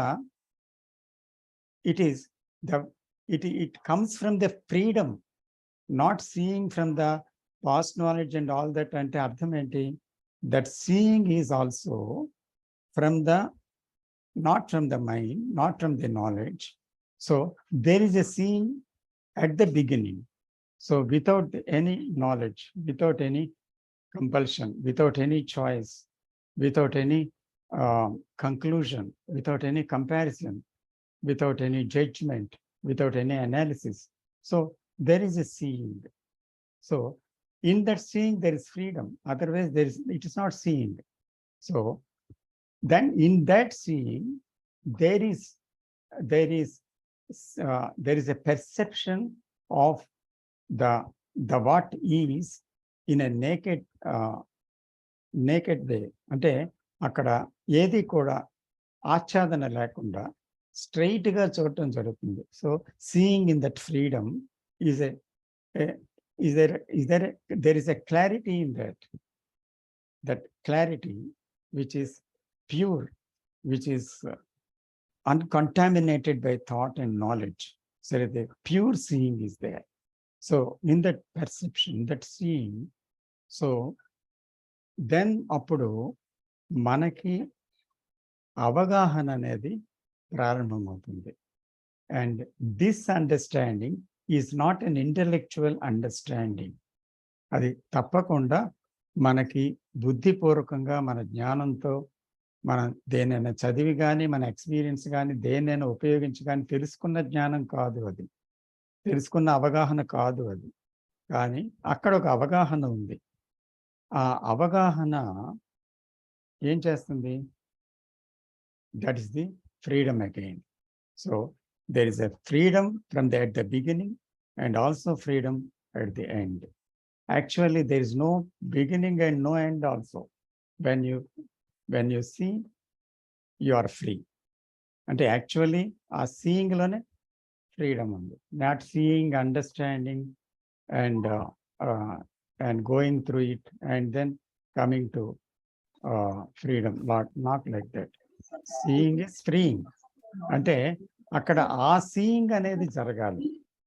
ఆ సీయింగ్ లో అండర్స్టాండింగ్ పార్ట్ అన్నమాట. It's a part of it.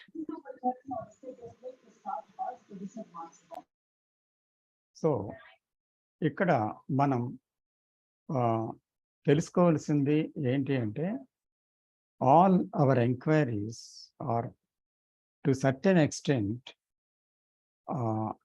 we have to do it, but beyond that we have to apply it in our daily life and see what is happening without coming to a conclusion, because conclusion is a dangerous precipice. So but then there is no further inquiry.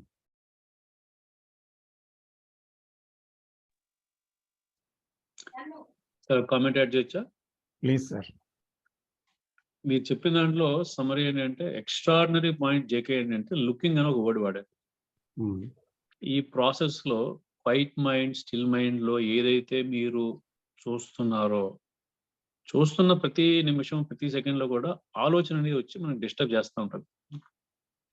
ఆ sensitive looking ని ఆలోచన చాలా ట్రిక్కీగా ఉంటుంది, అది disturb చేస్తూ ఉంటుంది. That is the main distraction for looking.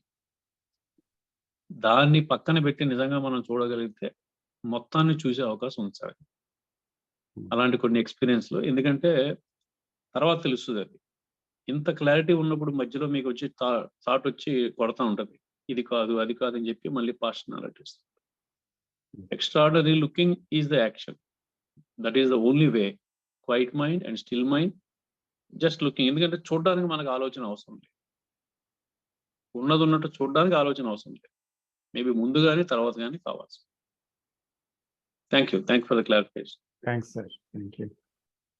Yes, seeing that. మాట్లాడుతుంది Gupta garu, please. ఇక్కడ ముఖ్యమైన విషయం ఉంటుందండి. చాలా విషయాలు ఆలోచనల ద్వారానే మనం నిర్ణయానికి వస్తాం. ఉద్దేశాలు, అభిప్రాయాలతో నిర్ణయానికి వస్తాం. నమ్మకాలతో, విభజన అంటే ద్వంద్వాలు, రాగము, ద్వేషం. ధృతరాష్ట్రుడు ప్రేమ అంటాం, సర్వనాశనం చేసేసుకున్నాడు ధృతరాష్ట్రుడు. ఆ ప్రేమ వల్ల, రాగం వల్ల, ద్వేషం వల్ల కొన్ని దేశాలు నాశనం అయిపోతున్నాయి. ఇది గుర్తిస్తే అంటే ఏంటి? పట్టుకునేలాడటం అనేది. ఇక్కడ ఆసక్తి అంటాం. పట్టుకోకుండా ఉంటే చూస్తూ ఉంటాం, వెళ్ళిపోతూ ఉంటాయి, జ్ఞాపకంలోకి ఉండవు. జ్ఞాపకంలోకి ఎప్పుడు వస్తాయి? పట్టుకునేలాడినప్పుడు. గుర్తు పెట్టుకోవడం అనేది పట్టుకుంటాం. ఆసక్తి అంటాం జనరల్గా. ఆసక్తి ఉన్నప్పుడు అంటే పట్టుకుని ఉన్నంతసేపు మనం చాలా రాంగ్ ట్రాక్లో వెళ్తూ ఉంటాం.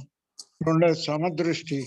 అందరి యందు మానవతా భావంతో ఉంటే, అంటే విభజన లేకుండా, కులం అని, మతం అని, దేశం అని, మతం అని ఇలాంటి విభజన లేకుండా ఉంటే అప్పుడు ఆటోమేటిక్గా ప్రేమ ఉంటుంది. ఉన్నది ఉన్నట్టుగా చూడగలం.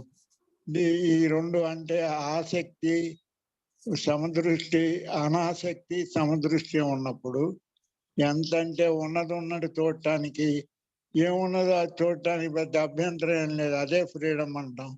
దాన్నే ఫ్రీ మైండ్ అంటాం. దాన్నే అచలమైన మనస్సు అంటాం, చెల్లించని మనస్సు అంటాం. దాన్నే ప్రేమ అంటాం, శాంతి అంటాం. కానీ అవి ఎప్పుడన్నా అనుభవించాలని కోరిక ఉండి నన్ను నేను నాశనం చేసుకుంటున్నా అనే ఆలోచన వచ్చినప్పుడు, దుఃఖంలో ఉండటం ఇష్టం ఉన్నప్పుడు ధృతరాష్ట్రుని ఎవడేం చేయగలిగాడండి? వాడి రాగంలో చచ్చిపోతారని తెలిసినా సరే వాడు ఆ రాగం వల్ల దెబ్బతిన్నాడు. అలా అంటే మనం కూడా ఒక విషయాన్ని పట్టుకుని దానివల్ల ఇబ్బంది పడుతూ, ఏడుస్తూ, అశాంతిగా, అసంతృప్తితో, దుఃఖంతో, భయంతో బతుకుతూ అలా ఉండాలని కోరుకుంటూ ఉన్నప్పుడు ఫ్రీ మైండ్ అనేది ఇంపాసిబుల్. ఎప్పుడైతే మనం వద్దనుకున్నప్పుడు మనం చూసుకుంటాం. మనం చూసుకోవడం అంటే నేనే తయారు చేస్తున్నాను ఇవన్నీ అని అర్థం చేసుకుంటాం. నేనే తయారు చేసినోడు ఎవరిని అడగాలి, తయారు చేయడం ఆపేస్తాను. ఏంటది లేక ఎవరు తయారు చేసిన వదిలేస్తాను. స్టార్ట్ అయిందా? అంటే అంటే ఒక ముఖ్యమైన విషయం ఏంటంటే మనం తెలిసినవన్నీ వదిలేయాలి, ఖాళీ చేయాలి. ఖాళీ చేయటమే శూన్యం. ఖాళీ చేసి తెలవని తెలుస్తుంది. తెలిసిన దాంతో చూడటం, అభిప్రాయాలతో చూడటం, నమ్మకాలతో చూడటం. అంటే తెలిసినంత వదిలేస్తే తెలియబడేది యథార్థం అని నా ఉద్దేశం. నమస్తే సార్. నమస్తే. నమస్తే. ఇక్కడ ఒక విషయము, మనం ఒక సమదృష్టితో చూడాలి, విభజన లేకుండా చూడాలి. ఇలాగ మనం కొన్ని మాటలు చెప్పామనుకోండి, అంటే అక్కడ విభజనని వస్తున్నప్పుడు చూడాలా, విభజన లేకుండా చూడాలి అన్నప్పుడు విభజన వస్తుంది, నేను చూడలేకపోతున్నాను. కాబట్టి చూడాల్సిందేంటి? నేను విభజన లేకుండా చూడాలి చూడాలి అంటే చూడగలను. సమత్వం లేదు, సమత్వంతో చూడాలి చూడాలి అనుకుంటే నేను చూడగలను. కాబట్టి అక్కడ ఏమవుతుంది? సరిగ్గా దాని వ్యతిరేక పదంలో నేనున్నాను. అంటే విభజన ఉంది, సమత్వం లేదు. అంటే ఏంటి? అక్కడ ఒక ఆదర్శ రూపంలో కాకుండా ఉన్నది ఏంటి యాక్చువల్గా? అంచేత ఒక కంక్లూజన్ జీవితంలో, ఒక సర్టెనిటీ, అంటే ఇది కరెక్టు, ఇది కరెక్ట్ కాదు అని ఒక నిర్ణయం తీసుకున్నాం అనుకోండి, అది ఒక సర్టెనిటీ అన్నమాట. ఆ సర్టెనిటీ నుంచి బయలుదేరితే అప్పుడు ఏది సత్యమో తెలియబడుతుందా, లేక ఆ సర్టెనిటీ అనేది అవరోధం అవుతుందా? ఇదొక ప్రశ్న. లేదా ఇంకొకటి ఏంటంటే, మనం ఒక అన్సర్టెనిటీ నుంచి బయలుదేరామనుకోండి, అంటే ఇది కరెక్టే కాదు, ఇది ఇన్కరెక్ట్ కాదు, ఇన్కరెక్ట్ అని కాదు, ఇది నిశ్చయంగా ఇదే అని కాదు, నిశ్చయంగా అదే అని కాదు, ఇది మంచిది, ఇది చెడ్డది అనేటువంటి రెండు విషయాలు కాదు. కాబట్టి అక్కడ నిశ్చయంగా నేను ఇది అని దాన్ని దేన్నైనా ఇది తప్పనో, ఇది రైట్ అయినో, లేకపోతే ఇదే పరమార్థమనో, ఇదే సత్యమనో అలాగ నేను బయలుదేరకుండా నాకు తెలియదని బయలుదేరాను. ఎందుకంటే నేను ఆ విషయంలో నేనేది అనుకుంటున్నా అది మళ్ళీ మైండే కదా. సో దానివల్ల ఒక నిశ్చయత్వంతో బయలుదేరినప్పుడు చివరికి నేను చూసేది నా మైండ్నే కదా, అవును అని. కానీ అందుకని నేను అనిశ్చితత్వంతో, అన్సర్టనిటీతో బయలుదేరగలను అక్కడి నుంచి. అలాగ వెళ్తే బహుశా మనము ఒక కొత్త విషయాన్ని కనుక్కోవడానికి వీలవుతుందన్నమాట. కాబట్టి ఇక్కడ there is always doubting, there is always questioning, there is always inquiry, what is needed. అంచేత ఇక్కడ మనం యాక్చువల్గా జీవితాన్ని మనం ప్రశ్నించాలి. అలాగే ప్రతి విషయాన్ని ప్రశ్నించాలి. లోకంలో జరుగుతున్న ప్రతి విషయాన్ని, అంటే ప్రతి ఒక్కరిని అంగీకరించుకొని వెళ్ళామనుకోండి, అప్పుడు అందులో కాన్ఫ్లిక్టే వస్తుంది. ఒకరు చెప్పింది ఇంకోటి చెప్పిన దానికి భిన్నత్వం ఉంది. అలాగే మన ఎక్స్పీరియన్స్కి దానికి భిన్నత్వం ఉంది.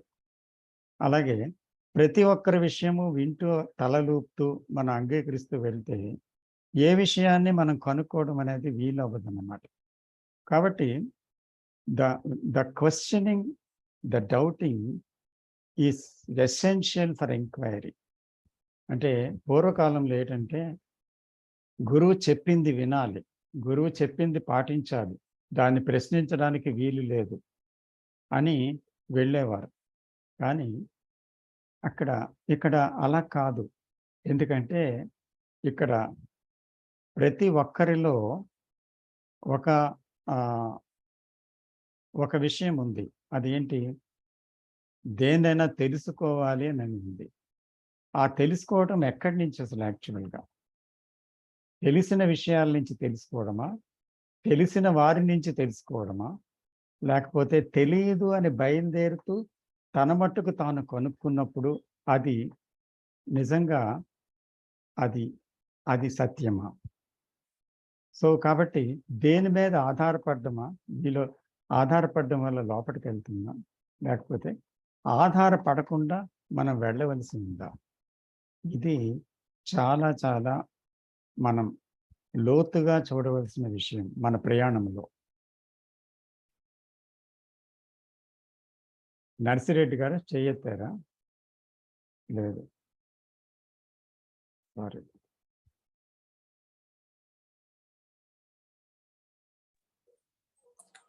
సార్ నమస్తే సార్. నమస్తే నటరాజ్ గారు. సార్ సెల్ఫ్ నోయింగ్ లో స్టేజెస్ ఏమన్నా ఉన్నాయా? అంటే ఫస్ట్ స్టేజ్, సెకండ్, థర్డ్ అట్లా. సెల్ఫ్ నోయింగ్ లోనా స్టేజెస్? సెల్ఫ్ నోయింగ్ లో అంటే కొన్ని క్వశ్చన్స్ తో మనం ప్రారంభించినప్పుడు ఆ ప్రశ్నల ద్వారానే మనకు తెలుస్తుంది. That is the beginning of self knowing. అసలు యాక్చువల్గా మనకి ఆ క్వశ్చన్స్ కలగటం అనేది సెల్ఫ్ నోయింగ్కి నాంది అన్నమాట. అసలు జీవితాన్ని ఎలా పడితే అలా జీవించేసి ఆ జీవితంలో కొట్టుకుపోతున్న వ్యక్తికి బిగినింగ్ ఎక్కడుంది? అసలు వెళ్ళిపోతూ ఉన్నాడు అందులోకి. సో సెల్ఫ్ నోయింగ్లో క్వశ్చన్ ప్రారంభమవుతుంది. ఏంటి ఇదంతా? ఏంటి జీవితం? చుట్టూ ఉండే ప్రపంచం ఏంటి ఇలాగా? నేనేంటి ఇలాగా అని ఆ ప్రశ్న తను తాను ఏంటి తెలుసుకోవాలనేటువంటి విషయంలోనికి తీసుకొని వెళ్తుంది. కాబట్టి మొట్టమొదట అది ప్రారంభం కావాలి.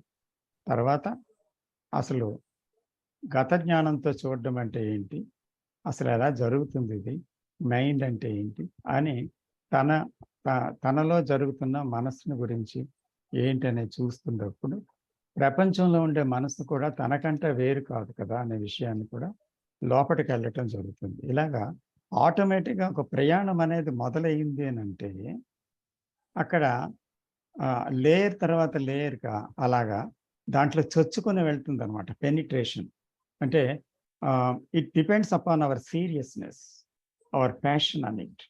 ఇఫ్ యూ లవ్ ఇట్, మీకు నిజంగా దాని యందు చాలా ఇష్టం, చాలా ప్రేమ, చాలా ఒక ప్యాషన్ ఉన్నట్టయితే అప్పుడు ఏమవుతుందంటే మీకు తెలియకుండానే దాంట్లోకి చొచ్చుకొని వెళ్తారు. ఆ చొచ్చుకొని వెళ్ళటంలో స్టేజెస్ ఏంటి అని కూడా మనకు ఉండదు. ఆటోమేటిక్గా ఒకదాని తర్వాత ఒకటి వెళ్ళిపోతుంది. అంచేత అక్కడ ఎంత లోతులోకి వెళ్ళాను అని కొలుచుకుంటే ఎంత పైన ఉన్నాను, ఎక్కడికి వెళ్ళాను అని కూడా చూడడం అక్కడ. ఎందుకంటే ఆ చూడటంలో ఒకరు పూర్తిగా దాంట్లోనే ఉన్నారన్నమాట. చూడటం అనే దాంట్లో నేను చూస్తున్నాను అనేటువంటిది లేదు. సో ఐఎమ్ సీయింగ్ అనేది వేరు, తర్వాత యాక్చువల్గా సీయింగ్ అనేది వేరు. సో సీయింగ్ అనేది అసలు యాక్చువల్గా లెర్నింగ్ అన్నమాట. ఇక్కడ క్వశ్చన్ అడిగారు ఫణీంద్రజీ అని మన గ్రూప్లో ఒక క్వశ్చన్ అడిగారు. ఇది దయచేసి మీరు ఆన్సర్ చేయండి ఎవరైనా. Can anyone explain how to be so alert all time? Can anyone explain how to be so alert all time?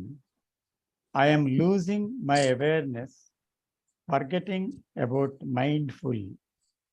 I am losing my awareness, forgetting about mindful. Sir, Sar said, he means Krishnaji has said, observe moment to moment. Is that possible in real world? Sar said, observe moment to moment. Is that possible in real world? Like we have hectic works, lot of distractions. ఇది ఆ ప్రశ్న. So I would like to come in here, sir. When I please. put that question, why am I interested in all these things? What is the reason? Is there pain in me? Is there suffering there? Am I sensitive to what is happening in me and around me and everywhere else? Do I see that? That is the question. I mean, if I want to, it is not like, I mean, I have to learn, I have to do something. This is what K is saying, that this is what I should do. But the point is, I cannot do it because, I'm not a sensitive human being. There's no love in me. There's no compassion in me. So can I look at that? I say I love my children. Do I really love my children? If I love my children, will I do what I'm doing right now? Like the other day, the questions, no, it was in the other group. Anyway, where, that American lady says her first son dies, he was in the army, the US army, and probably in Vietnam, he gets killed. Krishnamurti says, I mean, you have to be like this, you're greedy, you're selfish, okay. So she has a second son, she was scared about that. So the discussion went on, sir, but the point is, the moment Krishnamurti says you need to change, the question is why? Okay. The moment you change, am I going to put that question, what about my second son? When I say my son, my second son, that's the image I have about my child. So when I don't have that image, every person who's getting killed over there is as good as, I'm putting within quotes, sir, is as good as my own child. There's love and affection for everything out there, not only human beings, the other beings also. So when I'm talking about, if I want to do something, or I need to first find out, why am I not doing it? What is preventing me from looking at things as they are? So the moment I say I should do it, I mean, I can do other things, but when what Krishnamurti is saying I need to do, I need to really look at it, because I can't do it because I'm a very insensitive human being. That's all there is. And again, when I talk about knowledge, sir, I mean, that self-knowledge, I mean, it's a continuous process. It doesn't end. There's no end to it at all. It's not an achievement, and you don't come to any conclusion about it. It goes on and on and on. I don't say, oh, self-knowledge means I've learned something that's over. No, it is never ending process. It is a continuous process. It goes on. There's no end to it. That is very essential to understand. Most of us feel self-knowledge and okay, I do like this. Okay, I know what it is, and then ante. I mean, I have the perception and my action out of perception and all that. It is not like that. The moment I say I have learned, again, I'm back to my conditioning. It's a continuous process. There's no end to it. And it's not through any self-discipline. I should do this, I should not do this. Whatever so-called saints have said, so many other people, great people have said, you have to do this, you have to do that. They spoke about the authority. None of that is going to give you that. So it is essential for me to understand self-knowledge means it's learning from moment to moment. It's a continuous process. There's no end to it. That's about it, sir. Thank you. Thank you, sir.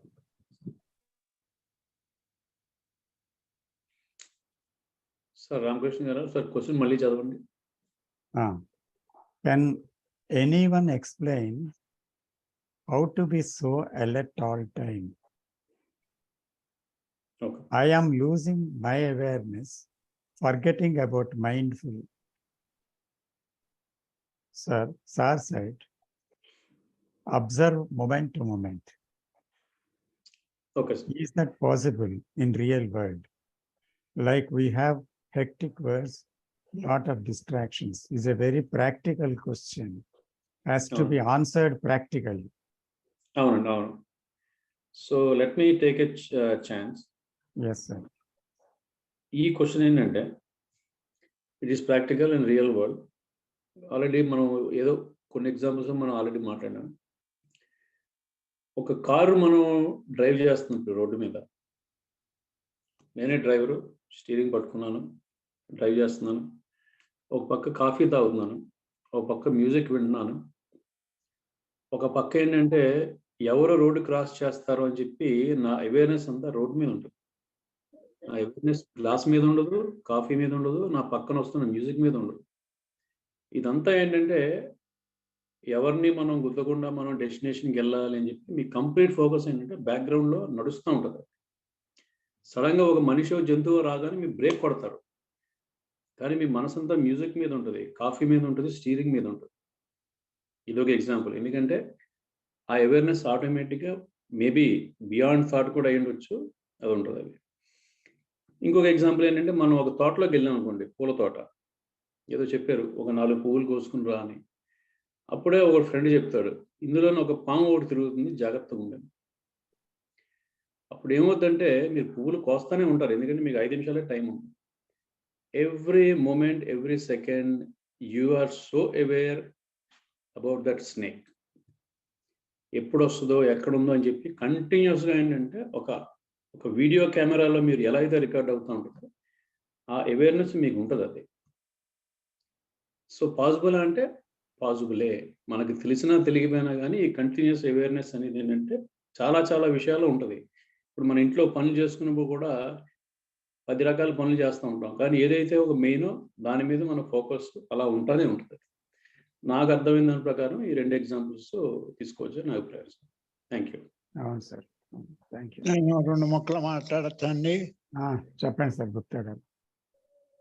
ఇప్పుడు impossible కాదు కానీ possible ఇది possible అంటే impossible కాదు. Possible అంటే నా బుర్రంతా నిండిపోయి ఉన్నట్టు నాకు తెలుసు. నా బుర్రలో ఏది నేను తొలగించుకోవడానికి ఇష్టం లేదు, అందువల్ల నేను ఇంపాసిబుల్ అంట. ఎందుకంటే నా బుర్రంతా నిండిపోయింది, నాకు తెలుసు. అది బయటికి తీయటానికి నాకు ఇష్టం లేదు, అందులో బతకడమే నాకు ఇష్టం. అప్పుడు ఇంపాసిబుల్ అంట. బట్ పాసిబుల్ అనేది థియరిటికల్ గా మాట్లాడతా కానీ ప్రాక్టికల్ గా ఇంపాసిబుల్ అనే అంటా. నమస్కారం అండి. నమస్తే. నమస్తే. డాక్టర్ సివి రావు గారు, I will come back to you. Doctor Rao గారు, డాక్టర్ రావు So గారు. here, I'm sorry. Yes, please. ఏదో ఆడియో డిస్టర్బెన్స్ ఉందండి, ప్లీజ్. Thank you. నేను కొంచెం మాట్లాడాక మీ దగ్గరికి వస్తానండి. అట్లాగే please please stay for 2 minutes or 3 minutes. Okay. ఇప్పుడు నాకు అర్థమైంది ఏంటంటే ఈ ఫణీంద్ర గారి ప్రశ్నలు రాంబుద్ధ గారు కూడా చక్కగా చెప్పారు, ఆనంద్ గారు లోతుగా కొన్ని విషయాలు చెప్పారు. ఓకే, అయితే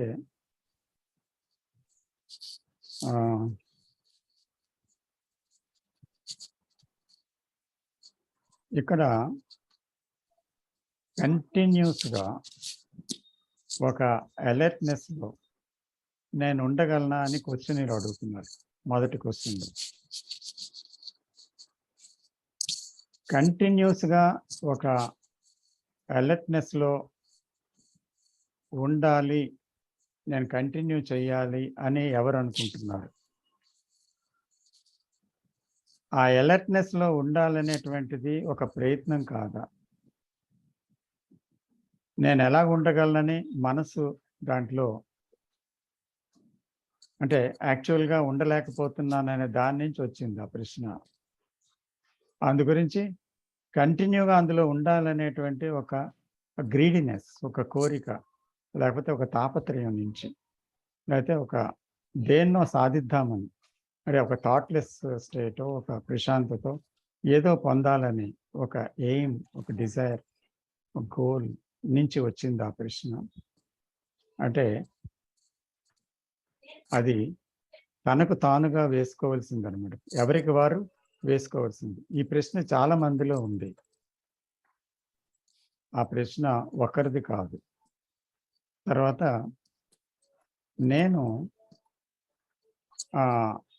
నా అవేర్నెస్ని, మైండ్ఫుల్నెస్ని నేను పోగొట్టుకుంటున్నానండి.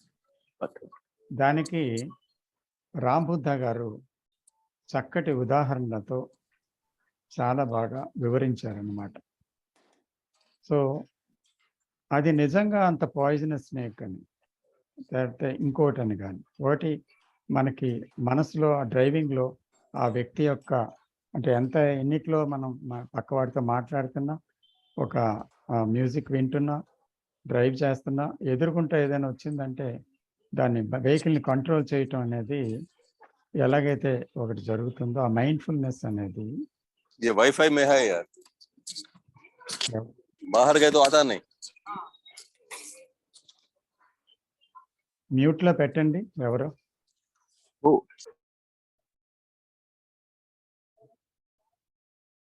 సో అంచేత అక్కడ ఏమవుతుంది, అక్కడ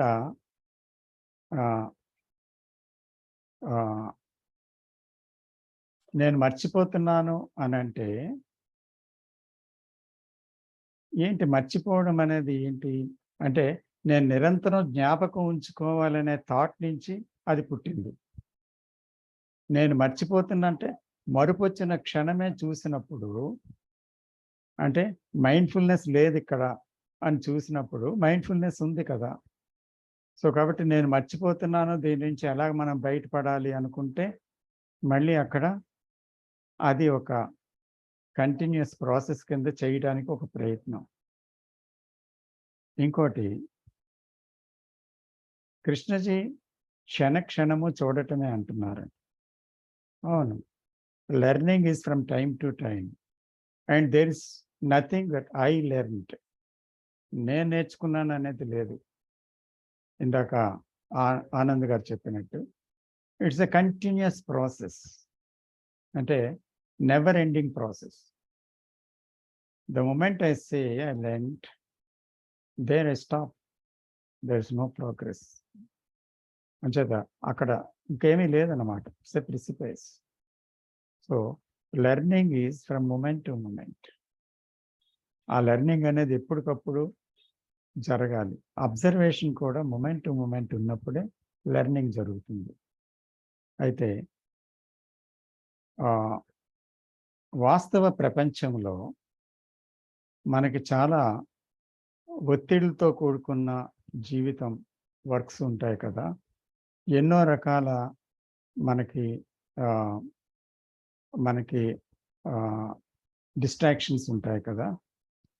సో అటువంటి టైంలో ఇది ఎలాగ పాసిబుల్ అని అతనికి మరో ప్రశ్న. అంటే యాక్చువల్ లైఫ్లో డిస్ట్రాక్షన్స్, ఒత్తిళ్ళు ఇవన్నీ ఉంటాయి. అయితే నేను ఒక సౌమ్య స్థితిని చేరాలి, డిస్ట్రాక్షన్స్ లేని స్థితిలో ఉండాలి అనే దాంతో బయలుదేరుతామా, లేదా ఈ డిస్ట్రాక్షన్ ఏంటి అని చూసినప్పుడు ఆటోమేటిక్గా we come out of that distraction జరుగుతుందా? అంటే ఏదైనా ఒక విషయం మనకి ఆ సందర్భంలో ఒక డిజార్డర్ అనేది వచ్చింది, ఒక డిస్ట్రాక్షన్ అనేది వచ్చింది, అది నిజంగా అది ఏంటి అని చూస్తున్నప్పుడు కదా మనకు ఒక ఆర్డర్, ఒక క్రమత ఇదంతా వస్తుంది.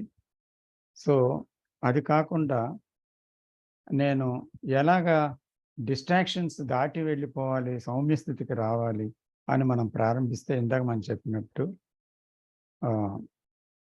ఒక సర్టెనిటీ నుంచి, లేదా ఒక ఐడియల్ నుంచి, ఒక మంచి విషయం నుంచి మనం ప్రయాణం చేయలేము. అంటే ఇది కరెక్ట్ అని, లేకపోతే ఇది చేస్తే ఇది చెయ్యాలని ఒక గోలు, ఒక ఆదర్శం ఇది పెట్టుకుంటే ముందుకు వెళ్ళాము. కాబట్టి నిజ జీవితంలో వచ్చేవి ఏంటి? డిస్ట్రాక్షన్స్, తర్వాత ఛాలెంజెస్, హెక్టిక్ వర్కే ఏదైనా ఉంటుంది. అంటే ఫిజికల్ వర్క్లో మనం దేంట్లోనైనా పని చేస్తుండేటప్పుడు ఫిజికల్ వర్క్ ఓకే, అది జరిగిపోతూ ఉంటుంది. అయితే ఆ ఫిజికల్ వర్క్లో కూడా మళ్ళీ అయ్యో నాకు పొద్దుటి నుంచి రాత్రి వరకు కూడా ఇదే కష్టమా, నా జీవితం ఏంటి అంటూ వర్క్ చేస్తూ బాధపడుతుంటే మనస్సు ఉంది అక్కడ, లేదా కేవలం వర్క్ చేయడమే ఉంది. సో వర్క్ చేస్తూ బాధపడుతున్న మనస్సుని ఇక్కడ చూడాలి. కాబట్టి అప్పుడు హెక్టిక్ వర్క్ ఎలాగవుతుంది? అది అంచేత అది చాలా ఒత్తిడి చేసే పని, ఒత్తిడికి గురవుతున్నాను అనే భావన అక్కడ సెల్ఫ్ నుంచి, ఎక్స్పీరియన్స్ నుంచి అది భారంగా అది ఒక ఇమేజ్‌ని చిత్రీకరించుకొని, ఇది నా జీవితం కదా! అయ్యో! దీని నుంచి నేను బయటపడిపోలేకపోతున్నాను కదా! ఈ డిస్ట్రాక్షన్స్ ఎన్నో వస్తున్నాయి కదా! అంటూ వెళ్తుందన్నమాట. So, can you see that? అది మనం చూసినట్లయితే, సో, ఇది ఒక రకంగా సెల్ఫ్ తన గురించి ఒక పిటీ అవుతుంది. తన గురించి ఆలోచిస్తుంది. తన గురించి ఎన్నో విషయాల్ని క్లమ్సీగా పెట్టుకొని, దాంట్లో చిక్కుకొని, దాంట్లో బాధపడుతుంది. సో, అందుకని అక్కడ ప్రతిదాన్ని ఏదైతే ఉందో దాన్ని అక్కడ చూడాలి. ఇది ఉండకూడదని చూడకూడదు.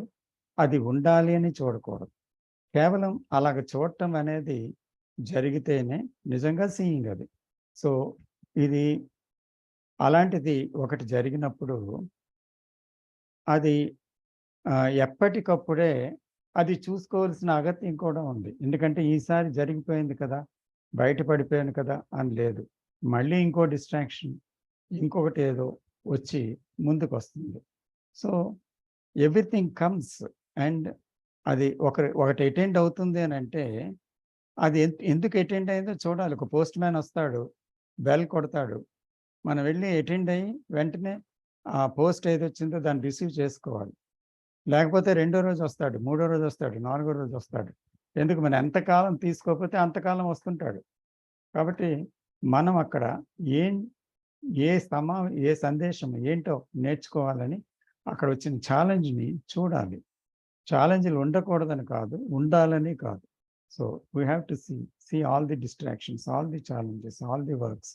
సో, అది చూడటం అవసరమని మనకు తెలిసినప్పుడు, అది నిజంగా దానిలోనికి మనం ప్యాషన్‌తో వెళ్ళేటప్పుడు, మనం నేర్చుకోవడం అనేది అనంతమని తెలుసుకుంటున్నప్పుడు, అలాగా ఇట్ విల్ గో ఆన్ అంతే. కానీ నేను ఎలాగ చేయగలను, నేనేం చేయగలను ఇలాంటి వాటితో కాకుండా, అసలు ఎలాగ చేయగలనని కాదు. ఉన్నది ఏంటి అని చూడటమే అంతే. మనం చేసి సాధించేది లేదు. చూసి సాధించేది లేదు. సాధించడం కోసం చూడడం లేదు. ఏదో పొందడం కోసం చూడడం లేదు. ఏదో కావాలని చూడడం లేదు. ఏదో వద్దని కొట్టి పారేయడానికి చూడటం లేదు. సో, ఈ మర్మం తెలిస్తే, ఈ ఫ్రీడమ్ తెలిస్తే, సో, అది అంత బాధించే విషయం కాదు. అయితే one has to work out. మన మాటలు చెప్పడం కాకుండా, మనం చాలా హార్డ్ వర్క్ చేయాలి దీని మీద. మనం ప్రతి ఒక్కరమే హార్డ్ వర్క్ చేయాలి. సో, కాబట్టి ఈ ప్రశ్న చాలా మందికి సంబంధించిన ప్రశ్న. సో, మనందరం కూడా దీని మీద హార్డ్ వర్క్ చేస్తేనే అప్పుడు మనకు తెలుస్తుంది. ఓకే. డాక్టర్ సివి రావు గారు. అందరికీ నమస్కారం అండి. సెల్ఫ్ నోయింగ్ అనేది ఒక మంచి సబ్జెక్ట్. సెల్ఫ్ ఉన్న వాళ్ళందరికీ కూడా, మనందరికీ అది ఫిలసాఫికల్ గాను, ఫిజికల్ గాను, సైకలాజికల్ గాను, స్పిరిచువల్ గాను కూడా అర్థం చేసుకోదగినటువంటి గొప్ప సబ్జెక్ట్. అయితే దాని గురించి చాలామంది ఆత్మావలోకనం, ఆత్మ పరిష్కారం, ఆత్మ సాక్షాత్కారం, సెల్ఫ్ రియలైజేషను ఇటువంటి డైలాగులతో ఉపన్యాసాలు, ఉపోద్ఘాతాలు, మహర్షులు, ప్రవచనాలు చేసేవాళ్ళు, స్వామీజీలు, బాబాలు ఎంతమంది చెప్పినప్పటికీ కూడా great psychological philosopher Jiddu Krishnamurti గారు is a self realised great personality. అంత మంచి గొప్ప గురువు అనేక రకమైనటువంటి విశ్లేషణలతో మనకి అందించినటువంటి సమాచారం చాలా విలువైంది. అసలు సెల్ఫ్ నోయింగ్ అంటే ఏమిటి అనే దాంట్లో, అది వర్తమానంలో జరుగుతూ ఉంటుంది. మాట్లాడుతుండగా, వింటూ ఉండంగా, ప్రసంగిస్తుండగా, ఎక్కడైనా సరే మనకు కొంత గ్యాప్ అంటూ వచ్చినప్పుడు కళ్ళు మూసుకొని మనసును అంతర్ముఖం చేసుకుంటే ఆ సైలెన్స్లో దాంట్లో ఉండేటువంటి పరమార్థం మనకు అర్థమవుతుంది. సెల్ఫ్ నోయింగ్ అంటే మనదైన శైలిలో మన కోణం నుంచి మాత్రమే అర్థం చేసుకొని పరిష్కారంలోకి వెళ్ళటం కానీ, మాట్లాడటం కానీ, లేకపోతే జీవించటం అని కానీ కాదు. సెల్ఫ్ నోయింగ్ అంటే ఏమంటాడంటే, ఇటు సైకలాజికల్ గా మనం ఆలోచించటమే కాకుండా చుట్టూ ప్రపంచం వైపు కూడా ఏం జరుగుతుంది, దాని ప్రమాణాలు, ప్రయాణాలు, ప్రభావాలు మన మీద ఏమాత్రం పడుతున్నాయి అనేది కూడా అనలైజ్ చేసుకోవాలండి. అనలైజ్ చేసుకుంటే అప్పుడు సెల్ఫ్ దీని కింద అవుతుంది. అందుకే చాలా సందర్భాల్లో మనం ఇంతకుముందు చెప్పినప్పుడు కూడా రామకృష్ణ గారు చెప్పారు, హోల్నెస్ ఆఫ్ ద వరల్డ్ అంటే ప్రపంచం యావత్తు మొత్తం మీద ఏం జరుగుతుందో తెలుసుకుంటే అందులో నేను కూడా పాత్ర కాబట్టి నేను ఎలా దీన్ని ఆలోచిస్తున్నాను, దీన్ని ఏమన్నా వక్రంగా ఆలోచిస్తున్నానా, దీనివల్ల ప్రయోజనం ఏమిటి అనే విశాల దృక్పథంతో మనం థింక్ చేయాల్సిన అవసరం ఉందంటారు దాంట్లో. అంటే మానసిక స్థితిని ఎరుకలోకి తెచ్చుకోవటం అనేది ఎప్పటికప్పుడు జరుగుతూ ఉండాల్సినటువంటి మంచి విషయం కింద ఆయన తర్కాన్ని చాలాసార్లు చూపించారు. అది ఎలా జరుగుతుంది అంటే అప్పుడప్పుడు తరచుగా సెల్ఫ్ అండ్ సింపుల్ మెడిటేషన్ సైలెన్స్తో చేయటం ద్వారా సాధ్యమవుతుంది. ఇంకో ఎన్నోసార్లు మనకు మనమే కాన్ఫ్లిక్ట్లో పడ్డప్పుడు, అంటే మానసికంగా మనస వాచ కర్మణ 3 రకాలుగా కూడా మనం అతలాకుతలం అవుతున్నాము అనే సమస్య వచ్చినప్పుడు సెల్ఫ్ రైటింగ్ ద్వారా, డైరీ మాదిరిగా సెల్ఫ్ రైటింగ్ ద్వారా రైటింగ్ డౌన్ చేయటం ద్వారా మన ఆలోచన సరళిని, ధోరణిని మనం పసిగట్టినట్టు అవుతుంది. తద్వారా మనల్ని మనం చక్కదిద్దుకునే ప్రయత్నం కూడా జరుగుతుంది.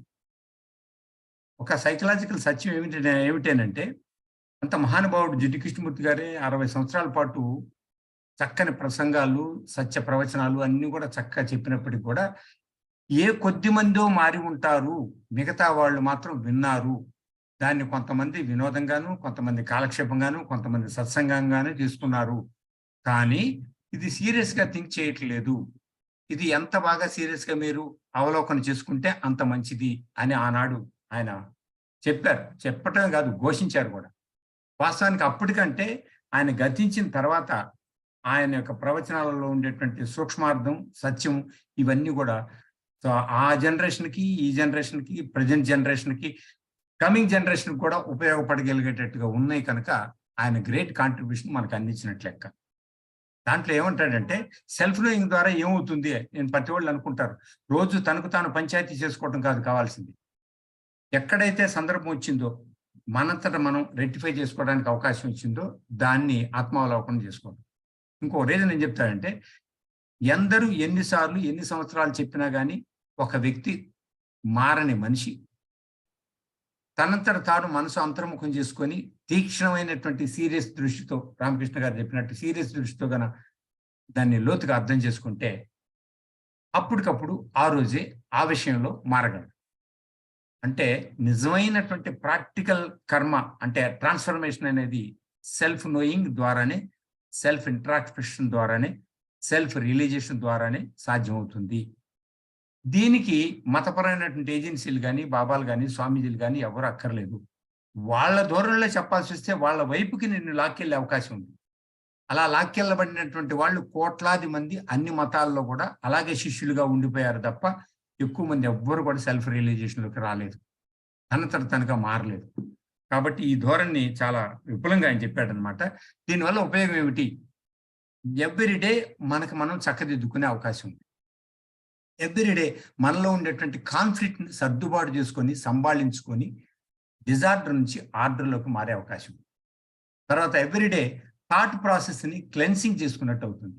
మనం భోంచేసిన తర్వాత పాత్రలు ఎట్లాగైతే తోముకొని మళ్ళీ అంట్లు తోముకుంటామో అట్లాగే మన మనసు, మన ఆలోచనలు చుట్టూ పరిసరాల ప్రభావంతో ఏ రూపంలో, ఏ సందర్భంలో అయినా సరే మారుతూ మారుతూ మారుతూ రూపాంతరం చెందుతూ వస్తుంటే తిరిగి వాటిని మనం ప్రక్షాళన చేసుకున్నట్టు అవుతుంది సెల్ఫ్ నోయింగ్ ద్వారా అనేది కృష్ణమూర్తి గారి ఆలోచన, ఉద్దేశం అని నా అవగాహన. ఇంకోటి, సెల్ఫ్ నోయింగ్ ద్వారా ఏమవుతుందంటే ఇంకొకళ్ళతో మనం పోల్చుకునే అవసరం లేకుండా సెల్ఫ్గా ఎమోషన్లకి గురి కాకుండా, చాలా సందర్భాల్లో మనం దుఃఖానికి కానీ, కోపానికి కానీ, రాగద్వేషాలకు కానీ వీటన్నిటికీ గురయ్యేది ఎమోషనలైజ్డ్. మనకు తెలియకుండానే ఎమోషనలైజ్ అవుతాం. ఈ ఎమోషనలైజ్ కాకుండా ఉండటానికి మెంటల్ బ్యాలెన్స్కి ఉపయోగపడుతుంది. ఒక్కసారి స్థితప్రజ్ఞత, మానసిక స్థిరత్వం అనేది మనిషికి వస్తే అతను తక్కువ చదువుకున్నా, మీడియంగా చదువుకున్నా, పెద్దగా చదువుకున్నప్పటికీ కూడా విచక్షణాయుతంగా మనిషి జీవించగలడు. ఆ discretion power, discretion thought wave ఎప్పుడైతే మనసులో వస్తుందో అది జీవితాన్ని ప్రభావితం చేస్తుంది. నేను చెప్పానని నమ్మొద్దు, నేను చెప్పిన తర్వాత కూడా మీరు ఆలోచించండి, తర్కించండి, శోధించండి, బట్ ప్రాక్టికల్గా చేయండి. ఆయన చెప్పేది అదే. ఊరికి వినొద్దు, ప్రాక్టికల్గా చేయండి. ఏం జరుగుతుందో చూడండి అని చెప్పేవాడు ఆయన ఎన్నిసార్లు. అంటే ఉత్సా రామకృష్ణ గారు కూడా అదే చెప్తారు, ఇది చేశాము అని వింటాం కాదు, మరి ప్రాక్టికల్గా చేసి చూద్దాం, చేసిన తర్వాత దాని రూపాంతరం ఏంటి, దాని ఫలితం ఏంటో మనం చూద్దాం. ఫలితాన్ని ఆశించి మాత్రం చేయొద్దు. మనం తప్పును సరిదిద్దుకుంటున్నామే తప్ప ఒప్పు కోసం, మార్కుల కోసం, మెప్పు కోసం మనం ఏది చేయట్లేదు. ఆ జీవితంలో సగభాగం అంతా తప్పులు సరిదిద్దుకోవటానికే సరిపోతుంది. కానీ సెల్ఫ్ నోయింగ్, సెల్ఫ్ ఇంట్రాస్పెక్షన్ కానీ జరిగేటట్లయితే చాలా తక్కువ శాతంతో, తక్కువ సమయంతో మనల్ని మనం హాయిగా చక్కదిద్దుకునే అవకాశం ఉంది. ఈ మార్గాన్ని మనం పోనివద్దు. ఇతరులు చేజిక్కించుకునేటట్టు, ఇతరులు కబ్జా చేసేటట్టుగా మన మనసుని, మన ధోరణిని, మన ఆలోచనల్ని ఎక్కడ కూడా పణంగా పెట్టవద్దు అని ఆయన ఎన్నోసార్లు చెప్పారు. Thanks to his great contribution and great చర్చ today. Thank you sir. Thank you Rao గారు. సో ఇది నెక్స్ట్ వీక్ కూడా కొనసాగిస్తాం అన్నమాట. ఎందుకంటే ఇది చాలా లోతైన ఒక చర్చ, దీంట్లోకి మనం లోపలికి వెళ్ళాలి ఇంకాను. సో ఇక్కడ నెక్స్ట్ వీక్ మనము ఒక విషయంలోకి వెళ్ళాలి. What is the difference between introspection and awareness, self awareness and self introspection అని 2 పదాలు రావు గారు కూడా వాడారు కాబట్టి, సో దాంతో ముగించారు కాబట్టి దాంట్లో కూడా లోతుగా వెళ్దామని నా యొక్క అభిప్రాయము. అంతేకాకుండా we must go also in detail about what is understanding. So ఈ విషయాల్లో కూడా వెళ్ళాలి. సో ఈ విషయాన్ని ప్రశ్నిస్తూ మదిస్తున్న కొద్ది మనం కొంత లోతులోకి వెళ్తాం. ఆ తర్వాత కోర్స్ ప్రాక్టికల్గా మన జీవితంలో దాన్ని అప్లై చెయ్యందే కేవలం ఈ డిస్కషన్స్ వల్ల ఏ ప్రయోజనం లేదు. అయితే ఒక రకంగా డిస్కషన్ అనేది ఎందుకు ఉపయోగపడుతుంది అంటే, మనము ఒకసారి అందరం కలిసి ఆలోచించినప్పుడు మనం ఎక్కడున్నాము, ఏం చేస్తున్నాము అనేది కూడా మనకు అర్థమవుతుంది. మనం చెప్పింది ఇతరులకు అర్థమవుతుంది, ఇతరులది మనకు అర్థమవుతుంది. ఇలాగా మనం కలిసి ప్రయాణం చేయటంలో నిజంగా ఒక ఉపయోగం ఉంది. కానీ మనం ఇక్కడ ఏదో కాలక్షేపానికో లేకపోతే మనకున్న తెలివితేటల్ని ప్రదర్శించడానికో ఇక్కడ ఎవ్వరము లేము. మనందరం కూడా ఇందులో సీరియస్గా జీవితంలో ప్రవేశపెట్టడానికి అవసరమైనటువంటి విషయాల్ని తెలుసుకోవడానికి ఇక్కడ వచ్చామన్నమాట. ఇక్కడ ఉన్నాము, ఇక్కడ చర్చిస్తున్నాము. అయితే ఈరోజు కూడా నాకు చాలా మీ అందరిలాగే నాకు కూడా చాలా ఆనందం కలిగింది. మీకు కూడా కలిగే ఉంటుందని భావిస్తున్నాను. ఎందుకంటే మంచి విషయాలు చాలామంది చాలా లోతుగా చర్చించారు. తర్వాత మంచి ప్రశ్నలు ఉన్నాయి. తర్వాత మంచి ఎంక్వైరీ జరిగింది. So all the questioners and the speakers and all the participants, I thank heartfully for their kind participation, sir. Namaste. Thank you, sir. Thank you, sir. Namaste, sir. Thank you. Good night. Namaste, sir. Thank you. Thank you, sir. Thank you. Namaste, sir. Thank you, Andy. బాగుందండి పద్ధతి. నమస్కారం అండి. నమస్తే, నమస్తే గుప్తా గారు. చర్చ చాలా బాగా జరిగింది. చాలా సంతోషం అండి. నమస్తే అండి. నమస్తే.